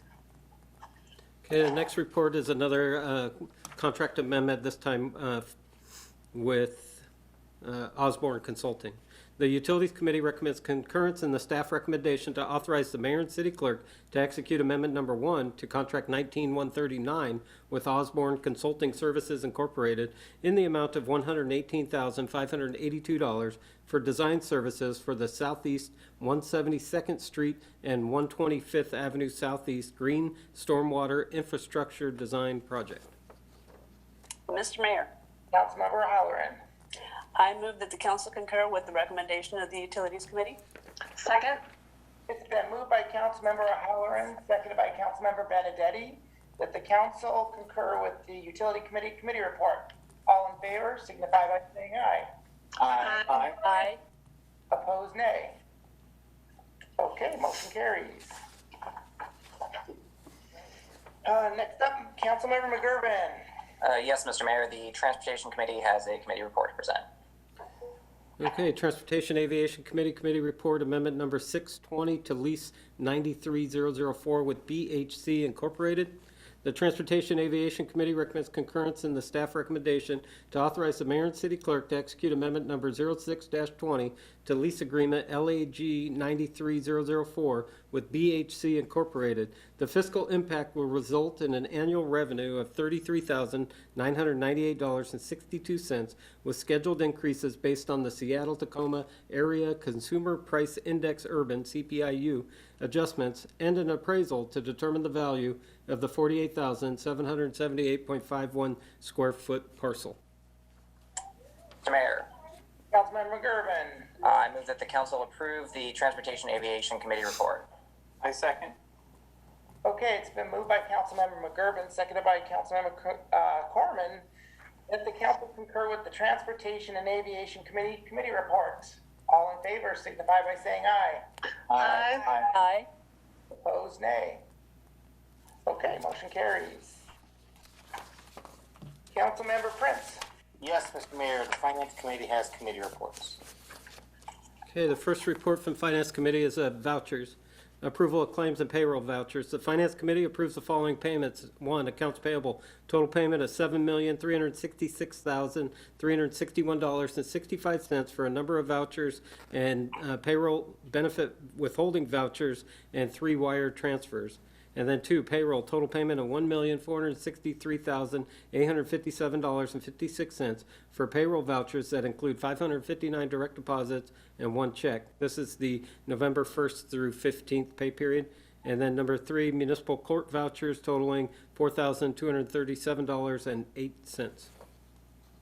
Mr. Mayor, Councilmember Prince. I move that council concur with the Finance Committee report. Second. It's been moved by Councilmember Prince, seconded by Councilmember Van, that the council concur with the Finance Committee report. All in favor, signify by saying aye. Aye. Aye. Opposed, nay. Okay, motion carried. Okay, the next Finance Committee report is regarding bad debt write-off. The Finance Committee recommends concurrence in the staff recommendation to authorize the write-off of bad debt in the amount of $36,222.87 and remove from the city's accounting records. Mr. Mayor, Councilmember Prince. I move that council concur with the Finance Committee report. Second. It's been moved by Councilmember Prince, seconded by Councilmember Van, that the council concur with the Finance Committee report. All in favor, signify by saying aye. Aye. Opposed, nay. Okay, motion carries. Next report is regarding a consultant contract for regional, state, and federal affairs.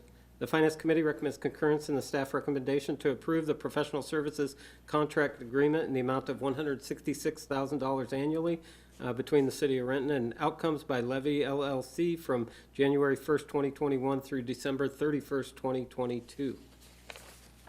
Mr. Mayor, Councilmember Prince. yes, this contract is worth its weight in gold and every penny. I move that council concur with the Finance Committee report. Second. It's been moved by Councilmember Prince, seconded by Councilmember Van, that the council concur with the Finance Committee report. All in favor signify by saying aye. Aye. Aye. Opposed, nay. That's all, Mr. Mayor. Okay, thank Do you. I have one more, Mr. Prince? Oh, do we? Mhm. Oh, we have three. Okay. Go ahead. Yeah, for the agreement for design, permitting, and construction support for Cedar River Trail relocation and Cedar River Bank stabilization project. The Finance Committee recommends concurrence in the staff recommendation to approve either the agreement for design, permitting, and construction support for Cedar River Trail relocation and Cedar River Bank stabilization project with Geo Engineers Incorporated that is included in this agenda bill packet, or the updated copy provided at this meeting. Suggested changes to the agreement do not affect the scope of work or the negotiated cost of the project. In February 2020, the Cedar River experienced a 50-year flood event that eroded a section of riverbank next to the Cedar River Trail between the Cedar River Dog Park and Riverview Park. The trail is narrowed in this area to keep the public at a safe distance from the edge of the riverbank. Geotechnical evaluations recommend that the trail be relocated away from the current escarpment until the riverbank can be stabilized from future erosion. This professional services consultant agreement is estimated to cost $375,638 for the design, permitting, and advisory support during construction for the temporary relocation of the Cedar River Trail and stabilization of the Cedar River embankment. On March 2nd, 2020, City Council ratified and approved an emergency proclamation by Mayor Pavoni that proclaimed the existence of a local emergency due to the flood. With this, and by meeting with other FEMA thresholds, the Cedar River Trail and Bank Stabilization Project is eligible for federal reimbursement as FEMA Project 4539-DR-WA. This engineering phase will cost the city approximately $45,077, or 12% of the original cost estimate. It will be budgeted with the general fund portion of the Parks and Trail Division of the Community Services Department. Geo Engineers Incorporated was selected pursuant to City of Renton Policy and Procedure 25002 and Purchasing, Bidding, and Contracting Requirements, Section 610.3, Emergencies. Mr. Mayor, Councilmember Prince. I move that the council concur with the Finance Committee report. Second. Okay, it's been moved by Councilmember Prince, seconded by Councilmember Van, that the council concur with the Finance Committee report. All in favor signify by saying aye. Aye. Opposed, nay. Okay, motion carries. Now that is all, Mr. Mayor. Now that is all. Okay, Councilmember Corman. No unfinished business, Mr. Mayor. Okay, thank you. Next up, we have legislation. We have 13 ordinance for second and final reading. Okay, so first is ordinance number 5996, emergency ordinance, interim zoning controls, homeless shelters. An ordinance of the City of Renton, Washington, adopting the following interim zoning controls in response to the Renton Red Lion COVID-19 de-intensification shelter operating in the City of Renton since April 2020. 1. Clarifying and modifying principal accessory and unclassified use regulations by amending subsections 42050A, 42050C4, 42050C5, and 42050C6 of the Renton Municipal Code. 2. Clarifying and modifying certain land use definitions in the Renton Municipal Code by amending subsection 42060K of the Renton Municipal Code, amending the definition of diversion facility and removing the definition of diversion interim service facility in section 411040 of the Renton Municipal Code, amending the definition of hotel and adding a definition of hotel extended stay in section 411080 of the Renton Municipal Code, and amending the definition of social service organizations in section 411190 of the Renton Municipal Code. 3, allowing for one COVID-19 de-intensification shelter to temporarily operate in the city of Renton by adding a definition of COVID-19 de-intensification shelter in section 41130 of the Renton Municipal Code and amending subsections 42060G, 42080A71 and 42080A101 of the Renton Municipal Code, and 4, allowing for and regulating land uses serving those experiencing homelessness by adding a new section 44045, homeless services use, to the Renton Municipal Code and adding a definition of homeless services use to section 411080 of the Renton Municipal Code, making a legislative determination that the ordinance is exempt from full compliance with the State Environmental Policy Act, Chapter 4321C, RCW, providing for severability, declaring an emergency, and establishing an immediate effective date. Mr. Mayor, Yes, Councilmember Corman. I move adoption of the ordinance as read. Second. Okay, it's been moved by Councilmember Corman, seconded by Council President Perez. This ordinance does require a roll call. Do we have any discussion beforehand? Yes, I was, Councilmember Benedetti. yes, Mr. Mayor, thank you. I appreciate your asking for calling for discussion. I had a couple of questions that I was hoping might be clarified as part of this discussion. So if your team would be prepared to provide a couple of answers, if that would be all right. Okay. Okay. So the first question that I would like to ask is, what happens to the shelter if we do not pass the ordinance tonight? The second question that I want to ask is, within the processes outlined in the ordinance, is there a method by which we can extend the 6 months? If we do pass it tonight, extend the 6 months, if, for example, if we continue to see the negative impacts of the pandemic. And then the third question is what plan there is for public involvement, and also the input of service providers as we craft a final ordinance, if indeed we pass it tonight. So what is the plan to ensure that input, both from the public and also from service providers? So did you catch all three of those, or do you need me to repeat any of them? Actually, I'm going to ask our City Attorney Leslie Clark to jump in here. Thank you, Mr. Mayor. Thank you, Council. Thank you, Councilmember Benedetti. As I understood the questions, they are: first, what happens to the Red Lion shelter if this ordinance does not pass this evening? And number two, what are the options that the council could take for extending the 6-month timeline on the shelter? And Leslie, just real quick, what are the options, if we pass the ordinance tonight, what are the options that are contained in the ordinance for allowing us to do that work, not by a floor amendment? Thank you for that clarification. And the third is, what is the plan for coordinating with the provider community? Public input and the what are the opportunities for both the public and service providers to contribute to the discussion if we pass the ordinance in crafting the final discussion, in crafting the final ordinance? Thank you for that clarification, Councilmember. So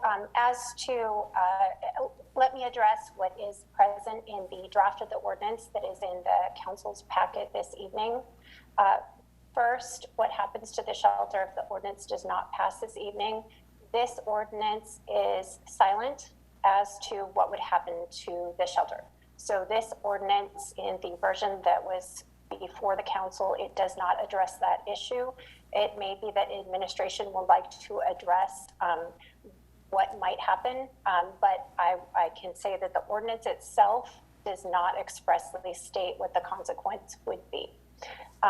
Second, the ordinance's options for addressing the 6-month horizon. So again, the ordinance, to the extent that the ordinance addresses what the council will do in the future, I would refer the council members to section 12 of the ordinance.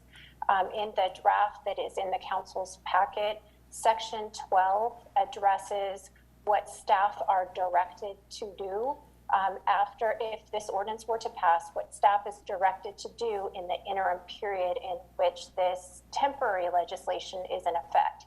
And so that temporary period would be at this point 6 months from the date of adoption.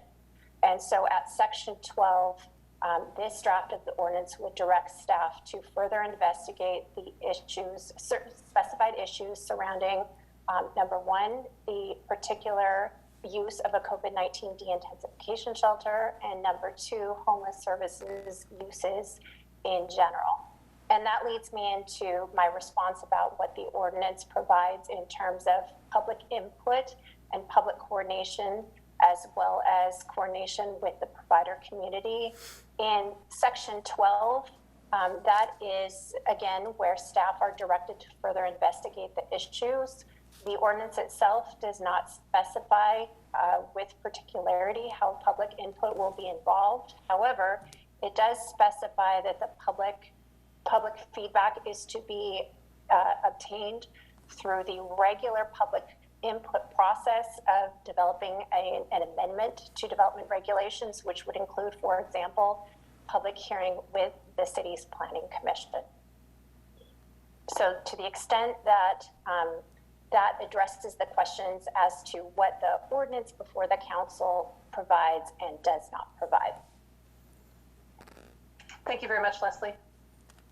Thank you. And I do have two hands raised, and I don't know who was first, Councilmember McGurven or Councilmember Van. So I'll flip a coin, and Councilmember Van, I'll let you speak first. Actually, it's Councilmember McGurven. But my question, if I may cheat a little bit here, Brian, I guess my question is, has this ordinance been through an equity lens, Renton's equity lens? Yes, I can say absolutely. It has been. It's gone through a number of different processes and staff. The nature of the fact that we've had public input now at 3 times, and then using the city's own equity lens, we've actually gone through the process. So I can comfortably say that we have used an equity lens on this ordinance at this time.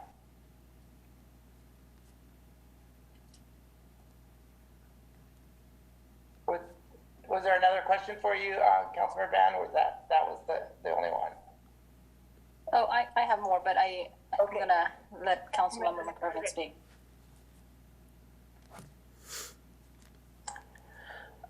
Yes, thank you, Mr. Mayor. First of all, I did want to follow up. I'm not sure I heard from Leslie the exact answer to Councilmember Bendy's question as I heard it, which was absent passing this ordinance, what the action would be, is what I understood the question to be. And as you said, the ordinance is silent on it, but if not passed, that would be administration decision as far as I understand. But I'll let you speak to that. But the question I wanted to raise certainly for discussion was the time frame that we discussed last week. And I hopefully you all had some time to marinate or think on that as far as kind of where we are on some of those trigger points within the ordinance. Specifically, the 2 areas I know Councilmember Van raised were on page, I believe it was 9, section 5, subsections A and B, specifically considering the number of individuals residing at the de-intensification shelter after June 1st, and then the next date of January 1st, as far as ceasing operations. And so I would certainly welcome discussion from council members before we start throwing any motions out there, but I would wanted to see where folks are at on that one, if I could hear from my colleagues on that. Thank you. Okay, next person with their hands raised, Councilmember Corman.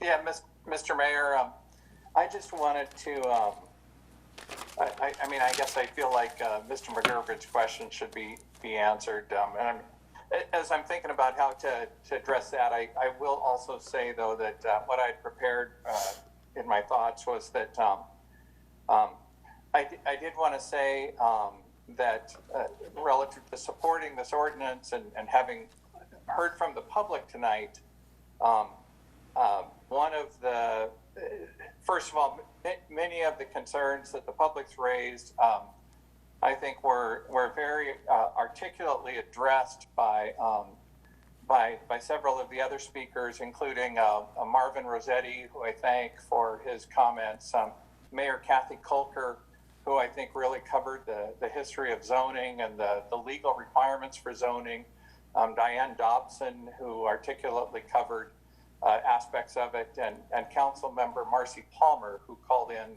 and spoke. And I don't need to repeat their 12 minutes of testimony, but I did want to add to that.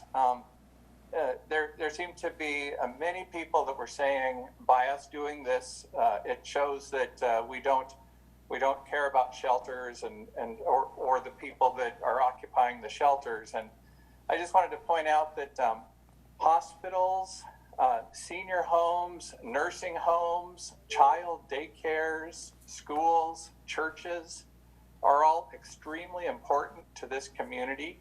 And they're all covered by building codes and by zoning. And it doesn't mean that we don't care about the sick and the dying because we have codes and zoning that covers hospitals. In fact, it's the opposite. We care very much about the occupancy. We care about them functioning properly. We don't want people going into them, or if they're not safe, we don't want our emergency services responders going into them if they're not safe. And so the way that we've been doing this for over 100 years as a city is by making sure they're safe through our zoning. I'll point out that for all the housed individuals in our community, all of our apartments and houses are in fact covered by this zoning. And it doesn't mean we don't like our houses. In fact, it means that we love our houses. So I think we need to leave that notion that by covering it with zoning, it means we don't care about it. That's not the case. And as has been mentioned, this is very much an interim ordinance. We had a use presented to us that we haven't had before. Rather than denying it outright, we're allowing it.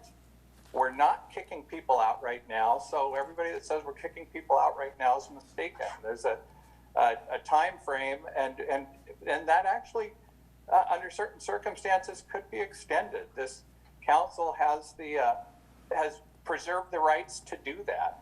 But what we do want to have is dialogue about making sure that there is a plan, making sure that these new residents of Renton do in fact have other places that they can go.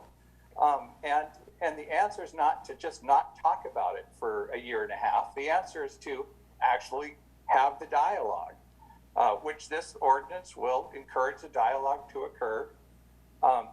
And I really appreciate Councilmember Benedetti's questions. I think they're very astute. How do we move forward from here? I will point out that the council's free to add additional forums. We could have more public hearings. Clearly, this is an issue that's very important to our residents. And I will do everything possible to make sure all voices are heard, up to and including if we want to impanel a homeless advocacy commission to help us get from this interim ordinance to a final. I'm in favor of those ideas. This doesn't rule out any of those possibilities. In fact, I think it's an important dialogue that we'll be having that, frankly, the entire county, the entire Puget Sound region should be having. So I'm in support of that. By us having this zoning, it doesn't mean we don't care. If you say that, it means we don't care about schools and we don't care about senior homes, and that's not the case. So anyways, and then I guess maybe I'll, in closing, say to Mr. McGurven's comments, I'm respectful of the fact that the timeline could go longer. I think we're all in agreement that we don't want to exacerbate the pandemic with our actions. But this, again, with the ordinance, the way it reads now, the council has preserved the ability to extend that timeline. And since we don't know what we don't know, I think maybe we could take that up at a later date. That's all. Thanks, Mr. Mayor. Okay. Thank you. Are there any other council members who would like to speak? Okay, Councilmember Van.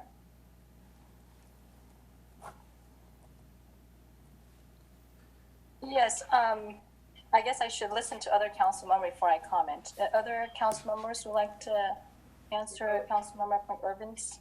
Nope, I got it under control. You're up next. Okay, cool. Well, just in response to Councilmember Corman's comment, I do respect the zoning laws, but I do understand there is a history of zoning in Renton that also zone people out and redline people out, and that is a fact. And with this, then the reason why I asked, has this gone through an equity lens?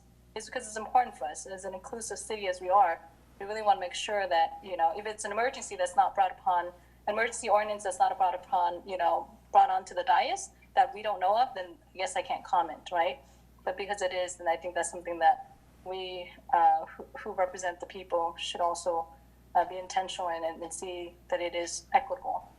I think other comments that we've heard tonight from residents for and against, I think it's really a matter of, you can pick and choose whether we think that this one is better or not. But certainly I do hear some of our residents here, and I don't have to repeat their comments, but as we look at the lived experiences of folks like Winter Cashman Crane, Reverend Dr. Winter Smith, who's been working in this area for decades, Melissa Glenn, Gabriella Welding, who reminded us of our Mental Health Awareness Month proclamation. So I hope the council look into that. And as for me, as far as my amendments and what I would like to see is that we do, that we're thoughtful and intentional in this, because, public health issues for me is safety and health of our community. And it's not just the folks at the Red Lion Hotel, but when we think of folks who are, eventually are going to be on our streets, right? That's additional 100-something plus. I don't know if there is a graceful exit for this. And I think that that's something we need to be thoughtful and intentional about. We can go on and on of, this and that, but I like to hear other council members and their thoughts on that, because for me, the pandemic doesn't have a timeline. And while there is disconnect and ineffective leadership at the county level, and with our King County Council member representing our city, I mean, that's where we're at right now, right? Having to make these hard choices. But I know that our city is very much inclusive. I thank the city, the mayor, and the staff for looking into and updating feedback into our ordinance. But let us also remember that it is a pandemic at this time. It's not just a time where we don't have, where it's normal, where, folks in the streets it's okay, and that we won't be contracting any viruses for our community. Not necessarily for folks at the Renton Hotel. But that's just my thought. Okay, thank you. Councilmember McGurven. Thank you, Mr. Mayor. I was going to reserve remarks for final passage, but I sense there may be a vote coming based on the lack of discussion. I certainly want to jump in and make sure I get to say what I had written as Councilmember Corman did. Certainly, I do want to echo the thank you for community members, especially our past electeds who we look to, past former Mayor Kolker, Councilmember Palmer, Councilmember Nelson. I do appreciate the people who've been here and been through some of these fights that it's tough to appreciate, and I know they know the moment we're in. Also, former Councilmember Gossett, I know was here tonight as well, and I appreciate everyone's comments, especially. Obviously, we are here, as you all know, because this all started with a fight with King County, and I think that was characterized well through all this, and I'm not going to regurgitate all that history. I will say I do think it's of note when we discuss applying the equity lens to this ordinance that I don't believe King County used an equity lens when they cited this. We were in the midst of the pandemic and it was an emergency, and I don't think there was very much equitable about the way that was decided, but we're in this situation now and we have to make the best of it. Regardless of how everyone feels about where residents came from, I heard more than enough comments saying this is a Seattle problem, but I agree with the speaker said they're Renton residents now, and we need to treat them as such because they are in our charge. We are responsible for them as much as we are any other citizen or resident of Renton. And homelessness isn't a crime, and I don't think we should treat it as such. I do think while there are certainly some individuals residing there who are prone to some less than savory behavior, perhaps, I don't know that speaks for the majority of them, and I am afraid of painting a broad brush and over-characterizing them as such. At the end of the day, ultimately, it's us who have failed them, and I mean us collectively, not just us on this council. We did not have the mental health treatment systems in place to diagnose these cases earlier. People were led down astray down substance abuse issues. We didn't have treatment systems in place to keep them from ending up in the criminal justice system, and the cycle repeats. I do believe the science that says that non-congregate shelters do work, and I do think that's something we should embrace. I would like to see affirmation of that by this council, frankly, that we are committed to that, regardless of the current location, that we can agree that this is something that we should support and have the proper wraparound services so that when people are exiting, they don't just end up on the streets and that they can transition back into stable housing. We need more transitional housing. Frankly, if the Red Line is not an appropriate site for a low barrier shelter, perhaps it would be an appropriate site for transitional housing or other stability housing of some kind, or sheltering services. I think we should investigate that. The life safety issues, I can't look beyond, though, at the end of the day. I mean, the reason we know we need a permanent location simply has to do with the fact that this structure is not suitable for its current use long term. And I hope everyone who's been commenting can agree to that. It's impacted not only the life safety of the individuals residing there who aren't able to get out if there's a fire, but it also impacts our response times to other areas throughout the city. Our system is overloaded and we can't handle that. At the end of the day, though, the reason I was asking about those amendments is because we are, as Councilmember Vance said, not on our timeline. We're on kind of the COVID timeline here. That has impacted us. And ultimately, I don't feel like the time we have allotted in this ordinance presently provides us enough time to negotiate in good faith. Sure.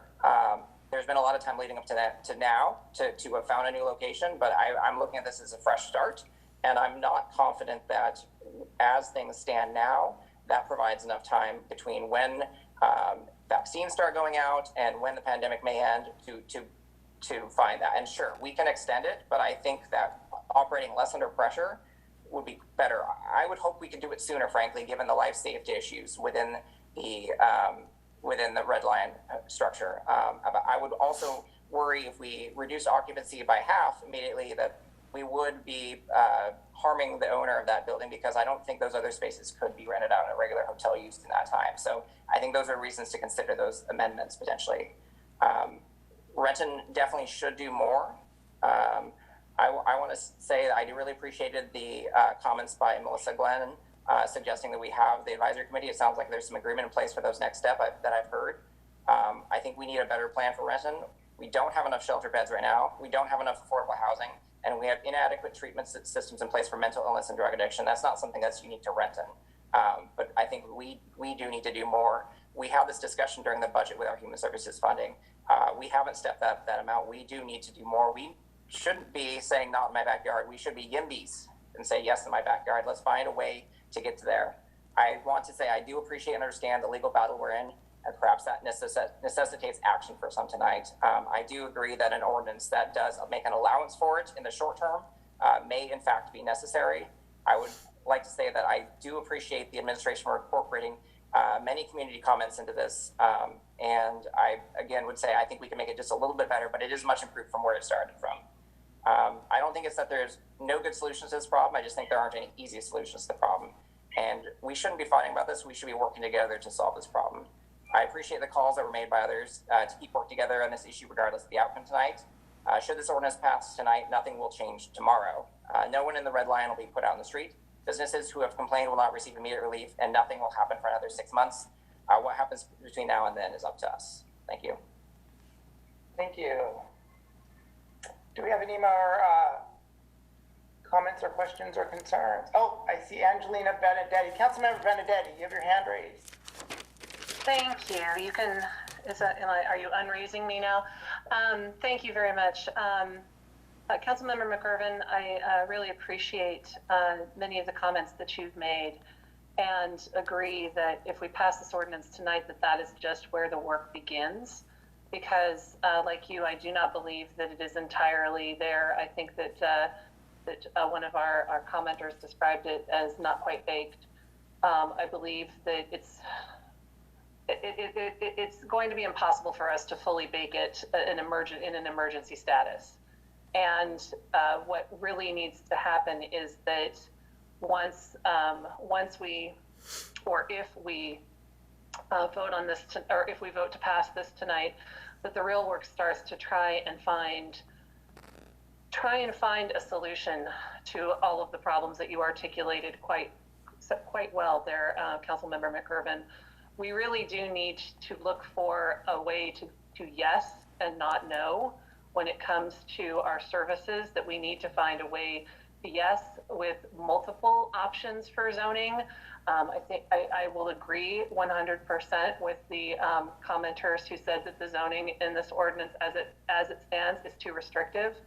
I absolutely agree with that. And I also agree that we really do need to listen to service providers and have them give us the feedback that we need in order to get this right. And because of that, I would like to echo the comments of both Councilmember McGurven and also Councilmember Corman that I would be 100% in support of an advocacy group or a commission from the city to support homeless services. That we really do need to bring people together to listen, and that we need to learn in order to be able to do this in the right way. So whatever happens tonight, I can promise that I am 100% committed to that work. And I really do hope that we can find a way to more formalize the public involvement on our whatever the next step is. Thank you. Okay, thank you. Any other input at this time before we go to vote? Okay, so I would like to make a couple of statements before we go to vote. The first is it's not the intention of the administration to kick these folks out. We have no intention. That was never the intention behind this. I think one of the big issues really for us is we have a differing belief in what success looks like. We do believe that it's important for Renton to be part of this regional solution, but I don't know that we've found success yet. I think there is success within this model somewhere, and I do agree with Councilmember McGurven that that this type of sheltering makes sense. I just don't know if a 6-story facility with folks in wheelchairs on the 7th floor is the best solution. So, I think we need to be more services provided. I think we need to look at this. If this is going to be a long-term solution, if this isn't just warehousing individuals, then we need to really look at this holistically. I think that, and really define what success looks like for a shelter like this, and be part of that solution. So with that, I see I have a hand raised. Councilmember Van, sorry. Councilmember Van. Thank you, Mr. Mayor. I know that we are anxious to making the vote, but let me go ahead and just make my amendments. Because time is running out. So I move to revise Section 5 of tonight's version of the proposed ordinance to reflect that the RMC 4-2-080A101 it will read, quote, after June 1st, 2021, the COVID-19 de-intensification shelter shall serve no more than 175 persons at a time, unquote. I'll second. Okay, it's been moved by Councilmember Van, seconded by Councilmember Gervin. And Jason, you're going to have to help me read that back.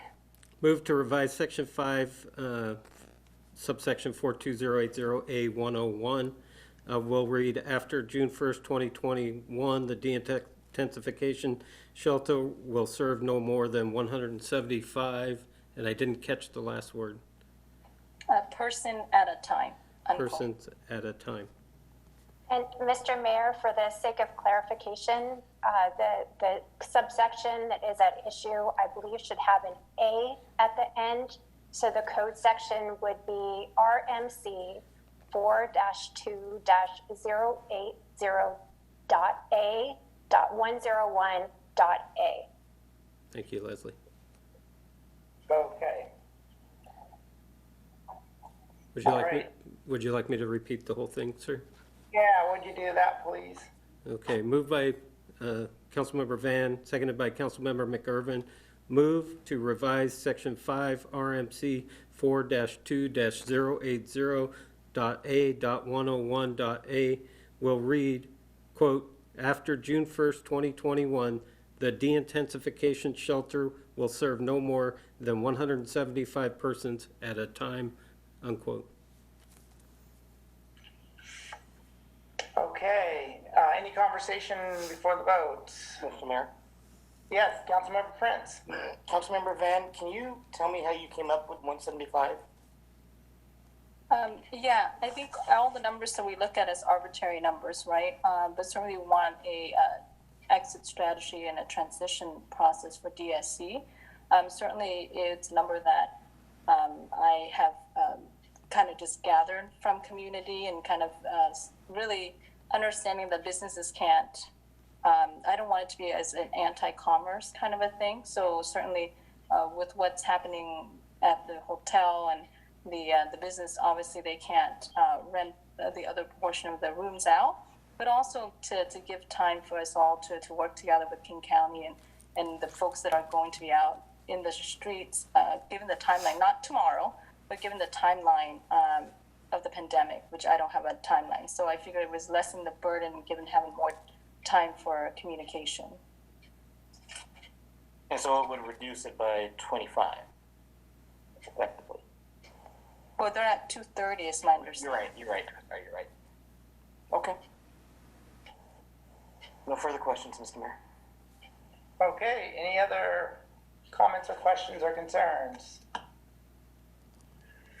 Okay, all in favor signify by saying aye. Aye. Aye. Opposed, nay? Nay. Nay. Nay. Nay. Okay, motion does not carry.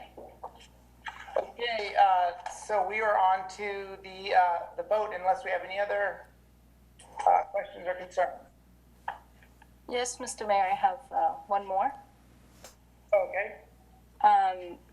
That I move to revise Section 5 of tonight's version of the proposed ordinance to reflect that RMC 4-2-080.A.101.B will read, quote, the COVID-19 de-intensification facility, the de-intensification facility, my eyes are playing tricks on me, sorry. Quote, the COVID-19 de-intensification shelter shall cease operations no later than June 1st, 2022, after which date the COVID-19 de-intensification shelter will be unlawfully operating if it does not hold a valid conditional use permit for a homeless services use and is not operating in a location in which homeless services uses are allowed. Unquote. Second. Okay, Jason, you want to read that one back to us? I'm going to try. I believe Ms. Van, moved by Councilmember Van, seconded by Councilmember McIrvin, moved to revise Section 5 to reflect that RMC 4-2-080.A.101.B will read, the COVID-19 de-intensification shelter shall cease operations no later than, and I missed the date, Ms. Van. Yes, June 1st, 2022. no later than June 1st, 2022, after which date the COVID-19 de-intensification shelter will be unlawfully operating if it does not hold a valid conditional use permit for homeless services use and is not operating in a location in which homeless services uses are allowed. Okay, Essentially, she requested to change the date. okay. Councilmember McGurven. Yes, thank you, Mr. Mayor. Speaking in favor of this amendment, I look at the date and I worry that if we were to cease operations, and certainly, again, as I'm sure my colleagues might agree, we have the ability to extend it, but it would, again, in this case, fall right in the middle of winter, which I think is not an opportune time. We don't know what the status of COVID will be at that time. I think that this provides a little more flexibility. My sincere hope is that we would have found a permanent location before then, but I think this allows us to negotiate in good faith with the community in hopes of finding a permanent home prior to that date. For me, this was a way to get to yes for the ordinance, as was the previous amendment. Okay, any other? Mr. Mayor? Yes, Councilmember Corman. I feel like ultimately I could agree with my two colleagues on dates, but again, I don't think it's a good strategy to start out with dates that are way into the future, because this won't be a priority for other people. If they see that the date is 2 years out, it's just not going to rise up in their priority list to work with us. So to make it a priority, I think we need sooner dates, and if we're working in good faith, we can extend those. And if we need to do it for the pandemic, we can extend them.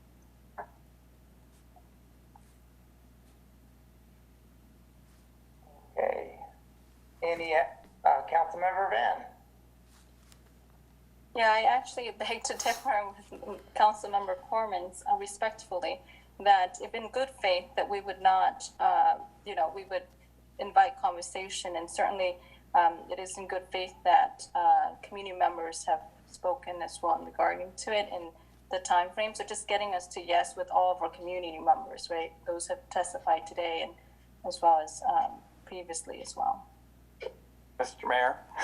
Yes, Councilmember. I just want to clarify, I'm not even talking about good faith. I'm just talking about just the normal human prioritization of projects. So if I have one project that's due in a year and a second project that's due in 2 years, I'll focus on the one that's due in a year ahead of the other one. And I just want this one to be near the top of the priority list. Okay. Councilmember Prince, I saw your hand go up. I would just say this, we have historically, when we've had to put deadlines on something and we've needed to extend it, as a council, come back and extended those deadlines. So I don't think that's something that, if it's needed to do, that we would not be willing to do. We have a history of extending deadlines after they've been passed. Okay, Councilmember Benedetti. Yes, I just have a question. So would this effectively, depending upon what happens between now and then, would this effectively extend the emergency ordinance to that date potentially? Or would the emergency, would it, if, for example, if nothing else happened between now and then, would it in effect extend the rest of the ordinance until June 2022? Mr. Mayor, if you'd like me to address that question, I'm happy to. Yes. Thank you, Councilmember Benedetti. The motion as made would amend only a portion of Section 5 of the ordinance, which addresses the date upon which the COVID-19 shelter would no longer be lawful if it did not hold a conditional use permit.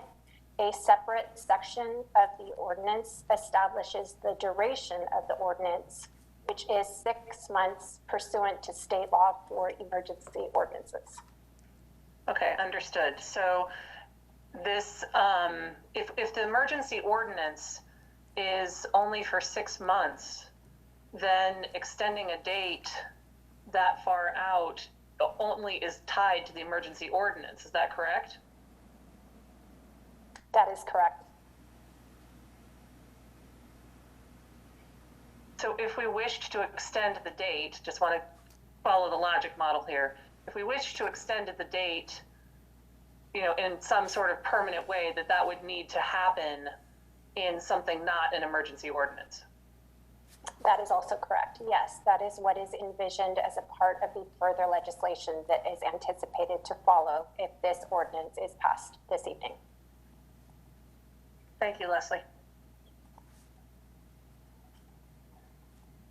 Okay, any other comment or questions? Councilmember McGurven. Sorry, so I just want to make sure I'm tracking that correctly then. So if this ordinance would expire before then I guess the question I would ask of staff would be is why list the date if it would require future legislation, unless it was just intended to give, it's more of a working date, is that my understanding as far as a target for a future ordinance potentially?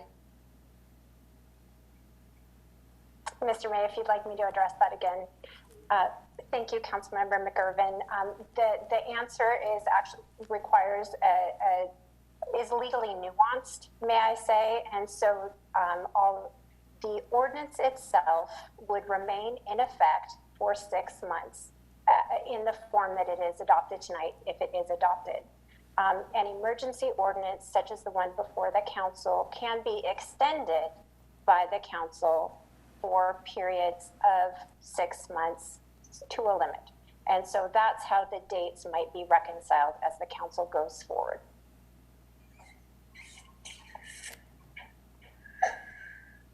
Okay. All right. I think we are ready to call for the vote. Jason, just so that everybody is fully understanding, will you read it back, please? Yes. It was moved by Councilmember Van, seconded by Councilmember McGurven, to revise Section 5 to reflect that RMC 4-2-080.A.101.B will read, quote, "The COVID-19 de-intensification shelter shall cease operations no later than June 1st, 2022, after which date the COVID-19 de-intensification shelter will be unlawfully operating if it does not hold a valid conditional use permit for a homeless services use and is not operating in a location in which homeless services uses are allowed." Okay, all in favor signify by saying aye. Aye. Opposed, nay. Nay. Nay. Nay. Okay, motion does not carry. We are on to the ordinance. Yes, Any sir. other amendment? Call for the vote, please. Okay, this is a roll call vote for second and final reading. Council President Perez. Aye. Councilmember Van. Yes, thank you, Jason. I'd like to take this opportunity to thank you, staff, and the mayor, and everyone who have commented, residents old and new. And, this is a difficult vote for our community, our Renton community, and I don't take it lightly. So whether we pass this ordinance or not, as elected leaders, we need to bridge our community and heal our community.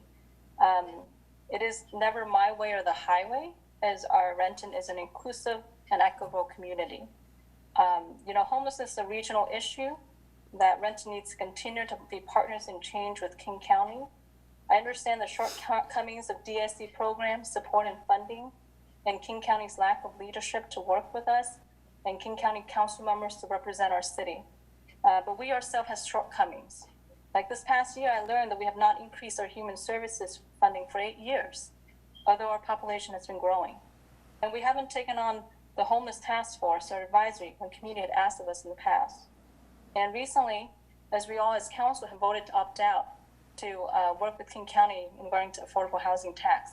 So as partners in this, as a regional effort, I don't know where our regional effort is at.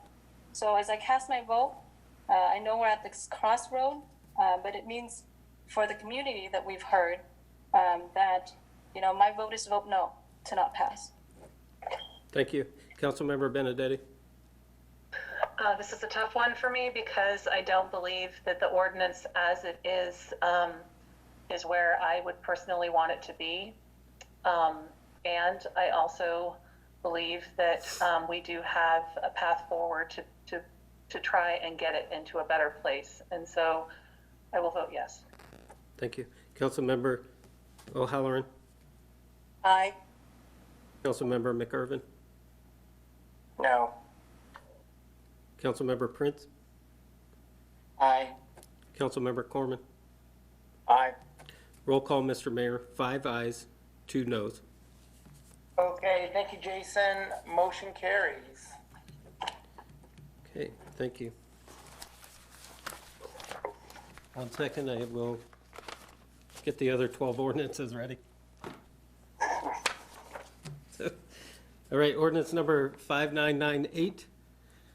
This is regarding self-service storage in the commercial zones.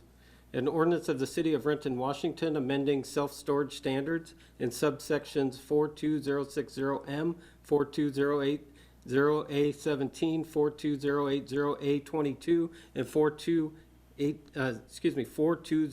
42080A59 of the Renton Municipal Code, providing for severability and establishing an effective date.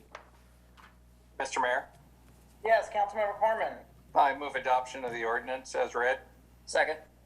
It's been moved by Councilmember Corman, seconded by Councilmember McGurven, that the council adopt the ordinance as read. All in favor signify by saying aye. Aye. Roll Oh, call. I'm sorry, it's a roll call, sir. Sorry. Back up. Yeah, the last one was so long it had to be thrown me off, so yeah, roll call, please. All right, so Council President Perez, Aye. Councilmember Van, Aye. Councilmember Benedetti, Aye. Councilmember O'Halloran, Aye. Councilmember McIrvin, Aye. Councilmember Prince, Aye. Councilmember Corman. Aye. Roll call, Mr. Mayor, all ayes. Okay, thank you. Motion carries. Next ordinance is ordinance number 5999. This is regarding standalone solar structures. An ordinance of the City of Renton, Washington, adding regulations for standalone solar energy structures by amending subsection 42060.0 of the Renton Municipal Code, amending Chapter 44 of the Renton Municipal Code by adding a new section 44105, solar energy systems, and adding new definitions of solar energy system and solar energy system ground-mounted small scale to section 411190 of the Renton Municipal Code, providing for severability and establishing an effective date. Mr. Mayor, Yes, Councilmember Corman. I move adoption of the ordinance as read. Second. Been moved by Councilmember Corman, seconded by Councilmember McGurven, and this requires a roll call. Okay, Council President Perez, Aye. Councilmember Van, Aye. Councilmember Benedetti, Aye. Councilmember O'Halloran, Aye. Councilmember McIrvin, Aye. Councilmember Prince, Aye. Councilmember Corman. Aye. Roll call, Mr. Mayor, all ayes. Okay, motion carries. Thank you. Next ordinance is ordinance 6000, and it is regarding zone changes in the CD district.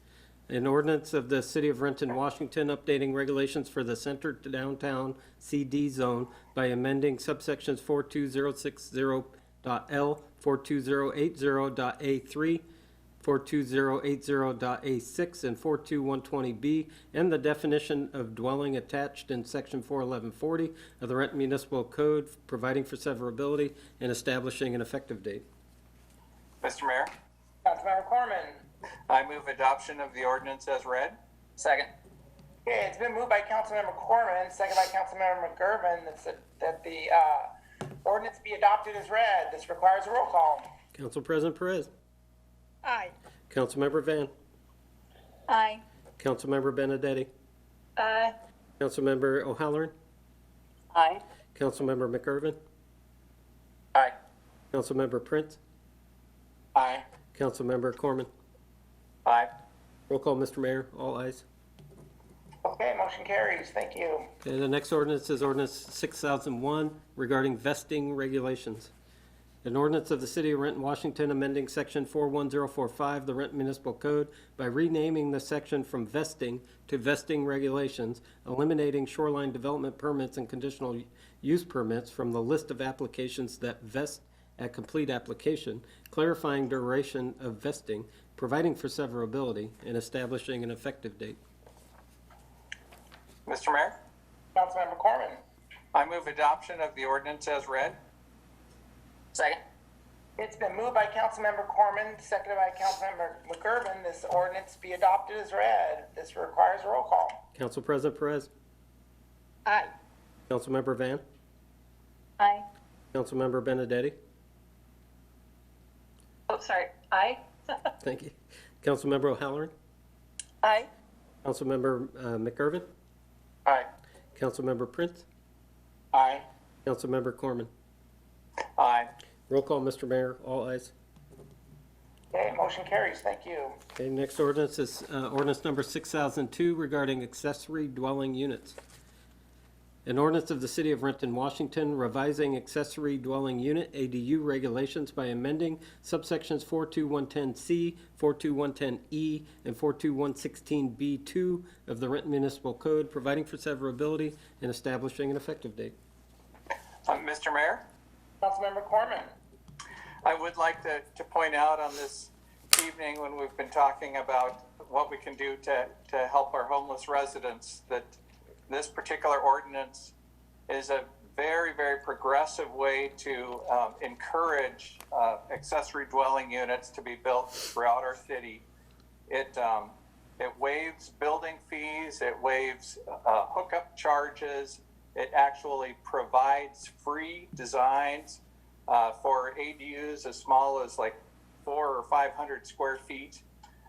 So it will be unveiling a lot of information for the public to encourage them to construct these ADUs. We think we can hold hundreds or maybe thousands of families in ADUs throughout our city. And with that, I would move adoption of this ordinance. Enthusiastic second. Okay, it's been moved by Councilmember Corman, seconded by Councilmember McGurven, that this ordinance be adopted as read. This requires a roll call. Council President Perez. Aye. Councilmember Van. Yes, and thank you so much for this ordinance. I really appreciate it because coming from a cultural background, we live with our extended family, and so I'm all for it. So aye. Thank you. Councilmember Benedetti. Having seen this one since I was in the Planning Commission, an enthusiastic aye. Councilmember O'Halloran. Aye. Councilmember McGurven. Aye. Councilmember Prince. Aye. Councilmember Corman. Aye. Roll call, Mr. Mayor. All ayes.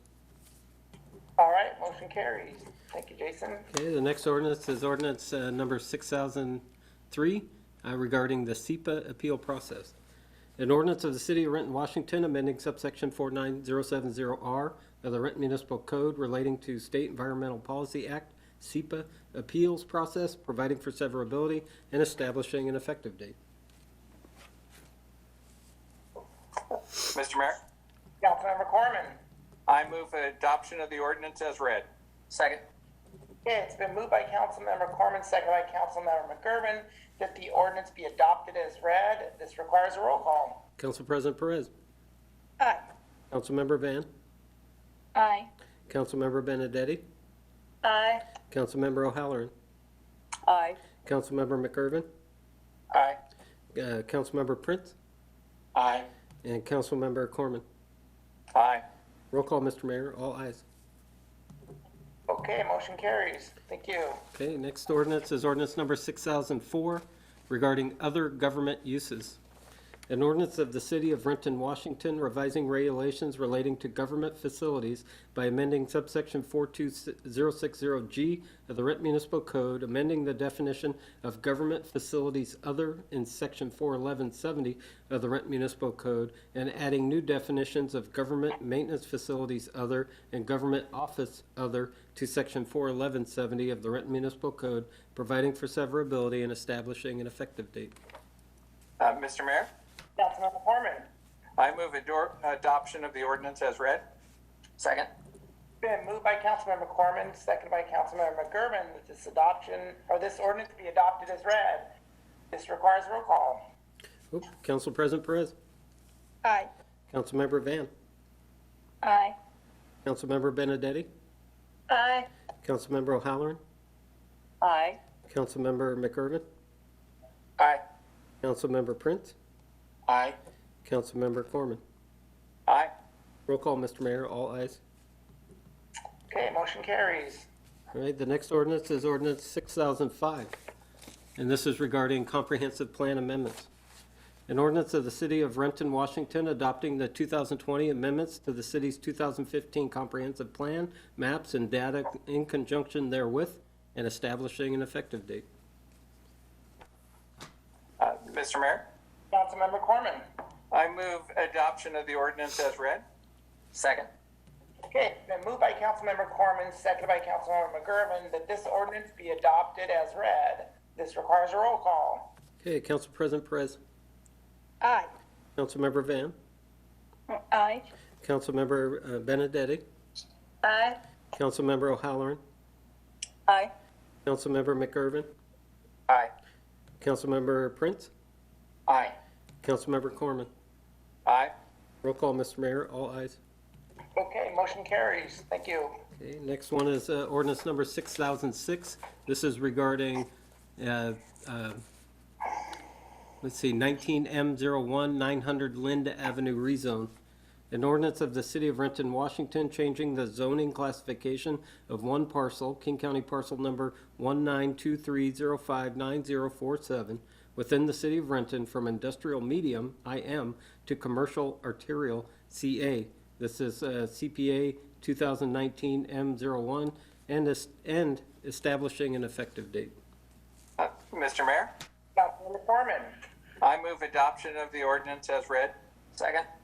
It's been moved by Councilmember Corman, seconded by Councilmember McGurven, that this ordinance be adopted as read. It requires a roll call. Council President Perez. Aye. Councilmember Van. Aye. Councilmember Benedetti. Aye. Councilmember O'Halloran.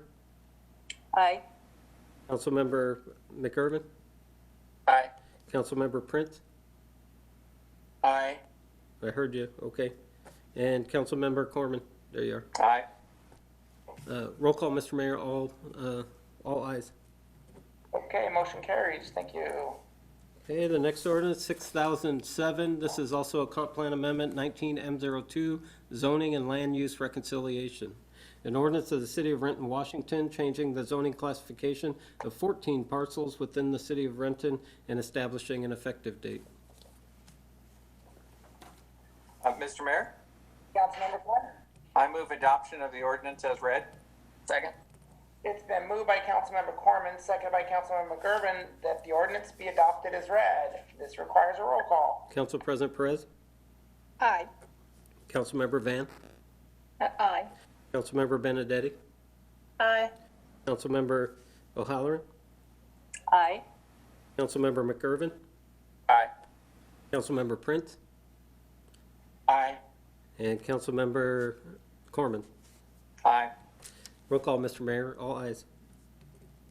Okay, motion carries. Thank you. Okay, two more. Ordinance number 6008, another comp plan amendment. This one's 19M03, Benson Upland Group Rezone. An ordinance of the City of Renton, Washington, changing the zoning classification of 29 parcels bounded by Southeast Petrovitsky Road to the north, 118th Avenue Southeast to the east, Southeast 180th Street to the south, and 116th Avenue Southeast to the west, within the City of Renton from residential 4, R4, to residential 6, R6, CPA 19M03, and establishing an effective date. Mr. Mayor, Councilmember Corman. I move adoption of the ordinance as read. Second. Been moved by Councilmember Corman, seconded by Councilmember McGurven, that this ordinance be adopted as read. It requires a roll call. Council President Perez. Aye. Councilmember Van. Aye. Councilmember Benedetti. Aye. Councilmember O'Halloran. Aye. Councilmember McGurven. Aye. Councilmember Prince. Aye. Councilmember Corman. Aye. Roll call, Mr. Mayor, all ayes. Okay, motion carries. Thank you. Okay, the final ordinance is regarding the 1300 Bronson Way street vacation petition. An ordinance of the City of Renton, Washington, vacating a portion of an alley located near 1300 Bronson Way North and situated east of Garden Avenue North, west of Meadow Avenue North, north of Bronson Way North, and south of North 2nd Street. 1300 Bronson Way North street vacation file number VAC 20001. Mr. Mayor. Mr. Mayor? Oh. Go ahead, Mr. McGurven, please. McGurven. I can't have let Councilmember Corman have all the fun, so I would like to move adoption of the ordinance as read. I second. Okay, it's been moved by Councilmember McGurven, seconded by Councilmember Corman, that this ordinance be adopted as read, and this is our one and final roll call. All right, Council President Perez. Aye. Councilmember Van. Aye. Councilmember Benedetti. Aye. Councilmember O'Halloran. Aye. Councilmember McGurven. Aye. Councilmember Prince. Aye. Councilmember Corman. Aye. Roll call, Mr. Mayor. All ayes. Okay, motion carries. Thank you. We are on to new business. Let's see here, Council President Perez. Thank you, Mr. Mayor. I'm happy to announce that on December 21st, 24th, 25th, 28th, and January 1st, we will not have council meetings due to the holidays. But on Monday, January 4th, 2021, we will have a committee of the whole at 6 p.m. And there's one item on the agenda, which is Park Avenue Extension. And I think, Councilmember Corman, I am announcing your meetings, but That's okay. this is the last time that I announced this meeting. So on January 4th, 2021, at 7 p.m., the council will meet via video conference. Thank you, Mr. Mayor. Thank you. Councilmember Van. Yes, thank you, Mr. Mayor. I want to let our residents know that on January 4th, 2021, the Community Services Committee meeting from 4:30 to 5 o'clock has been canceled. And that's about all. But I do want to say, just the last word, that I want to thank all of our residents who have commented during this last 2-3 weeks and really showing us unity and light as far as looking at different perspectives. And so I appreciate everyone. Thank you. Thank you. Councilmember Benedetti. Yes, Mr. Mayor. On Monday, January 4th, 2021, at 3:30 p.m., there will be a meeting of the Utilities Committee via video conference. And I also want to just take a moment as a brand spanking new haven't even quite gotten to my first year council member, that I want to thank you all, each and every one of you, for your graciousness and your patience with me as we have been all weathering 2020 together. It's been an exciting time, and I wish you all a happy new year. Thank you. Councilmember O'Halloran. I have no new business, Mr. Mayor, and I do want to say we'll see you all next year. All right, thank you. Councilmember Prince. No, Councilmember McGurven, sorry. Thank you, Mr. Mayor. I would like to announce that the Transportation Committee will be meeting on Monday, January 4th at 5 p.m. in the new year. Thank you all very much. It's been a pleasure to serve with you throughout this year, especially to our new colleagues. I feel like I should say something now. So I look forward to continuing to work with you in the new year. Have a happy holidays. Councilmember Benedetti, you said thank you. Yeah. Mr. McGurven, Councilmember McGurven, is there an agenda item for your meeting? So in the version I have, I don't see anything, but maybe it's in the wrong spot on there. I don't know. It could be the way it's showing up on my screen. Okay. Anything in there? I don't see it either. So. Okay. TBD. GBD. And I don't Okay. mean Transportation Benefit District. Right. Thank you. Okay. Councilmember Prince. Thank you, Mr. Mayor. I have no new business, but I do want to do a thank you to our council president from this year, who was council president under some very trying circumstances. I don't think any of us expected there to be a global pandemic, and that we would only meet in chambers for about 2.5 months. So thank you for leading us this year under the most arduous of circumstances. You get the merit badge for hardest job being council president. That's all, Mr. Mayor. Thank you. Okay, last but not least, Councilmember Corman.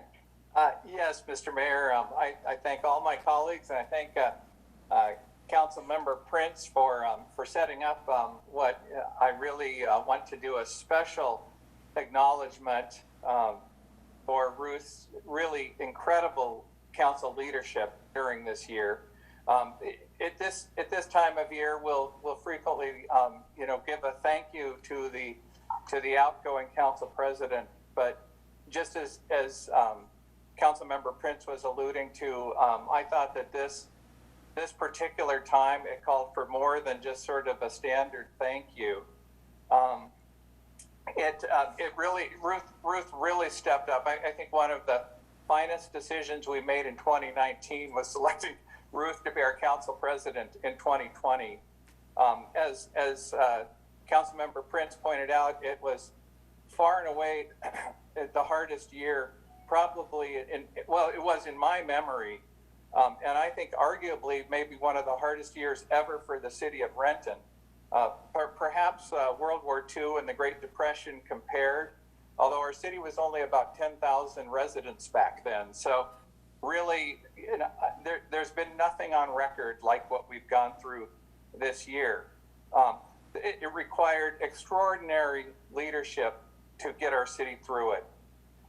And as I went back, it seems like 5 years ago, but Ruth began this year committed to helping 2 new council members get up to full speed so they could help us choose a 3rd new member to fill Armando's seat.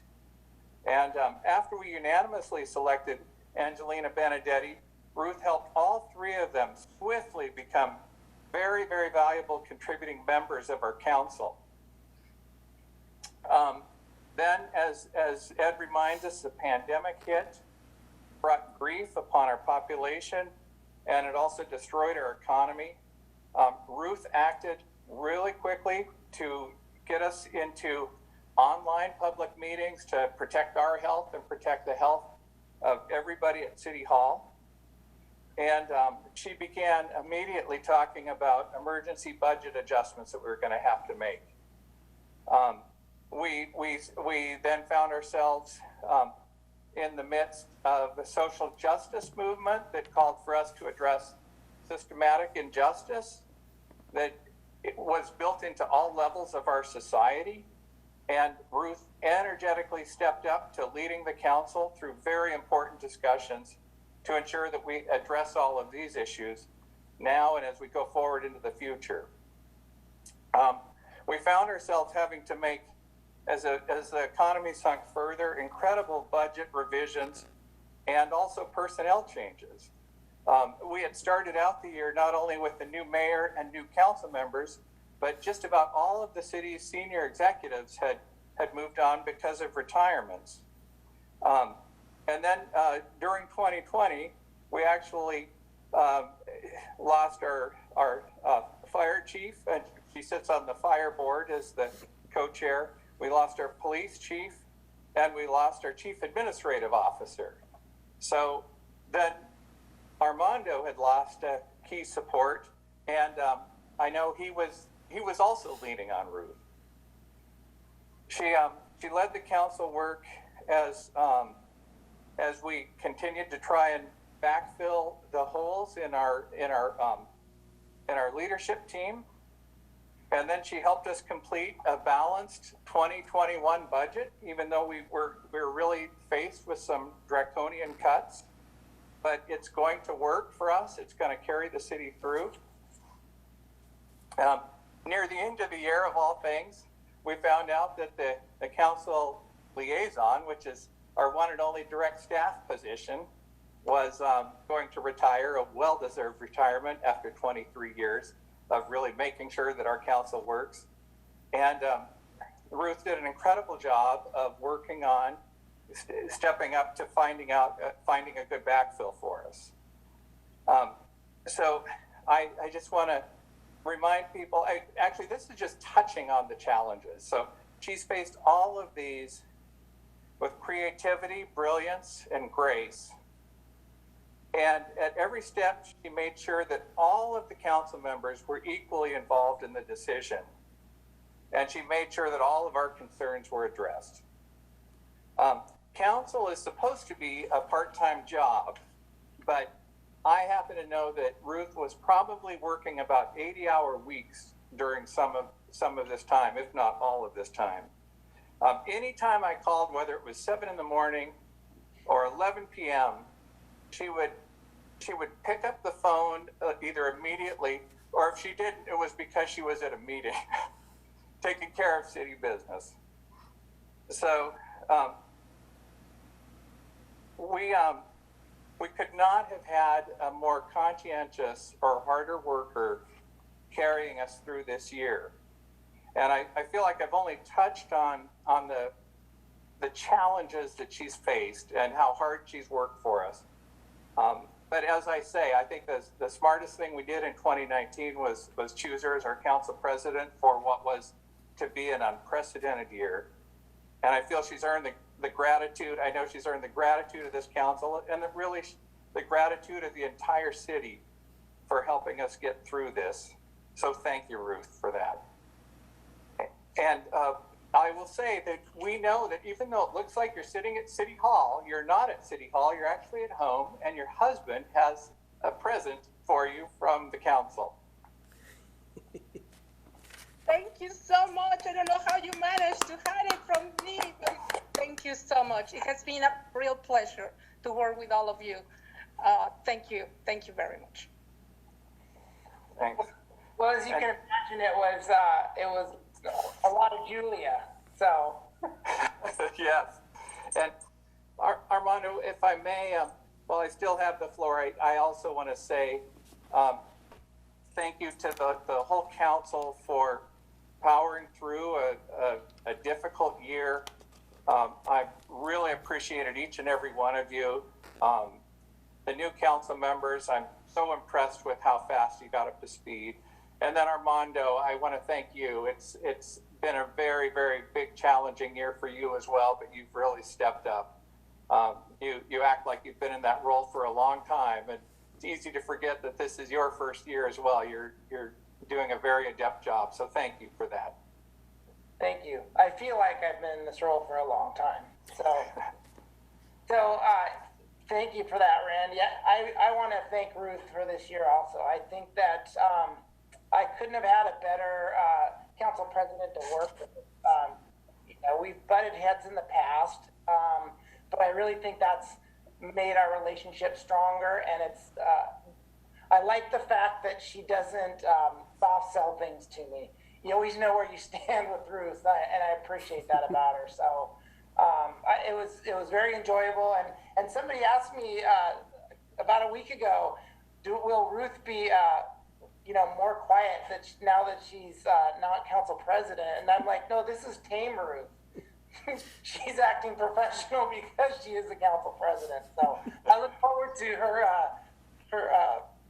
ability to speak more freely next year. So, and I do look forward to working with you, Councilmember Corman. I know we've worked together in the past, but as an incoming new mayor, you think more like a council member than you do a mayor for the beginning part of it. And it was very helpful having you and Councilmember Prince and Council President Perez to be able to lean on and help guide the city in the beginning. So I thank you all for the effort. I think we've got a great council, and I look forward to next year, and thank you all. So I think we still have to, what's the wish of the council? We need to go home. Move to adjourn. Thank you. Second. Okay, it's been moved by Councilmember Prince, seconded by Councilmember Corman, that we adjourn. All in favor signify by saying aye. Aye. Aye. Anybody who want to stay home opposed? Nay. All right, motion carries. Thank you all. Have a great holiday and New Year. We'll see you next year. See you next year. Okay, everyone. Thank Bye. you, Jason. Thank you. Thank Bye. you so much.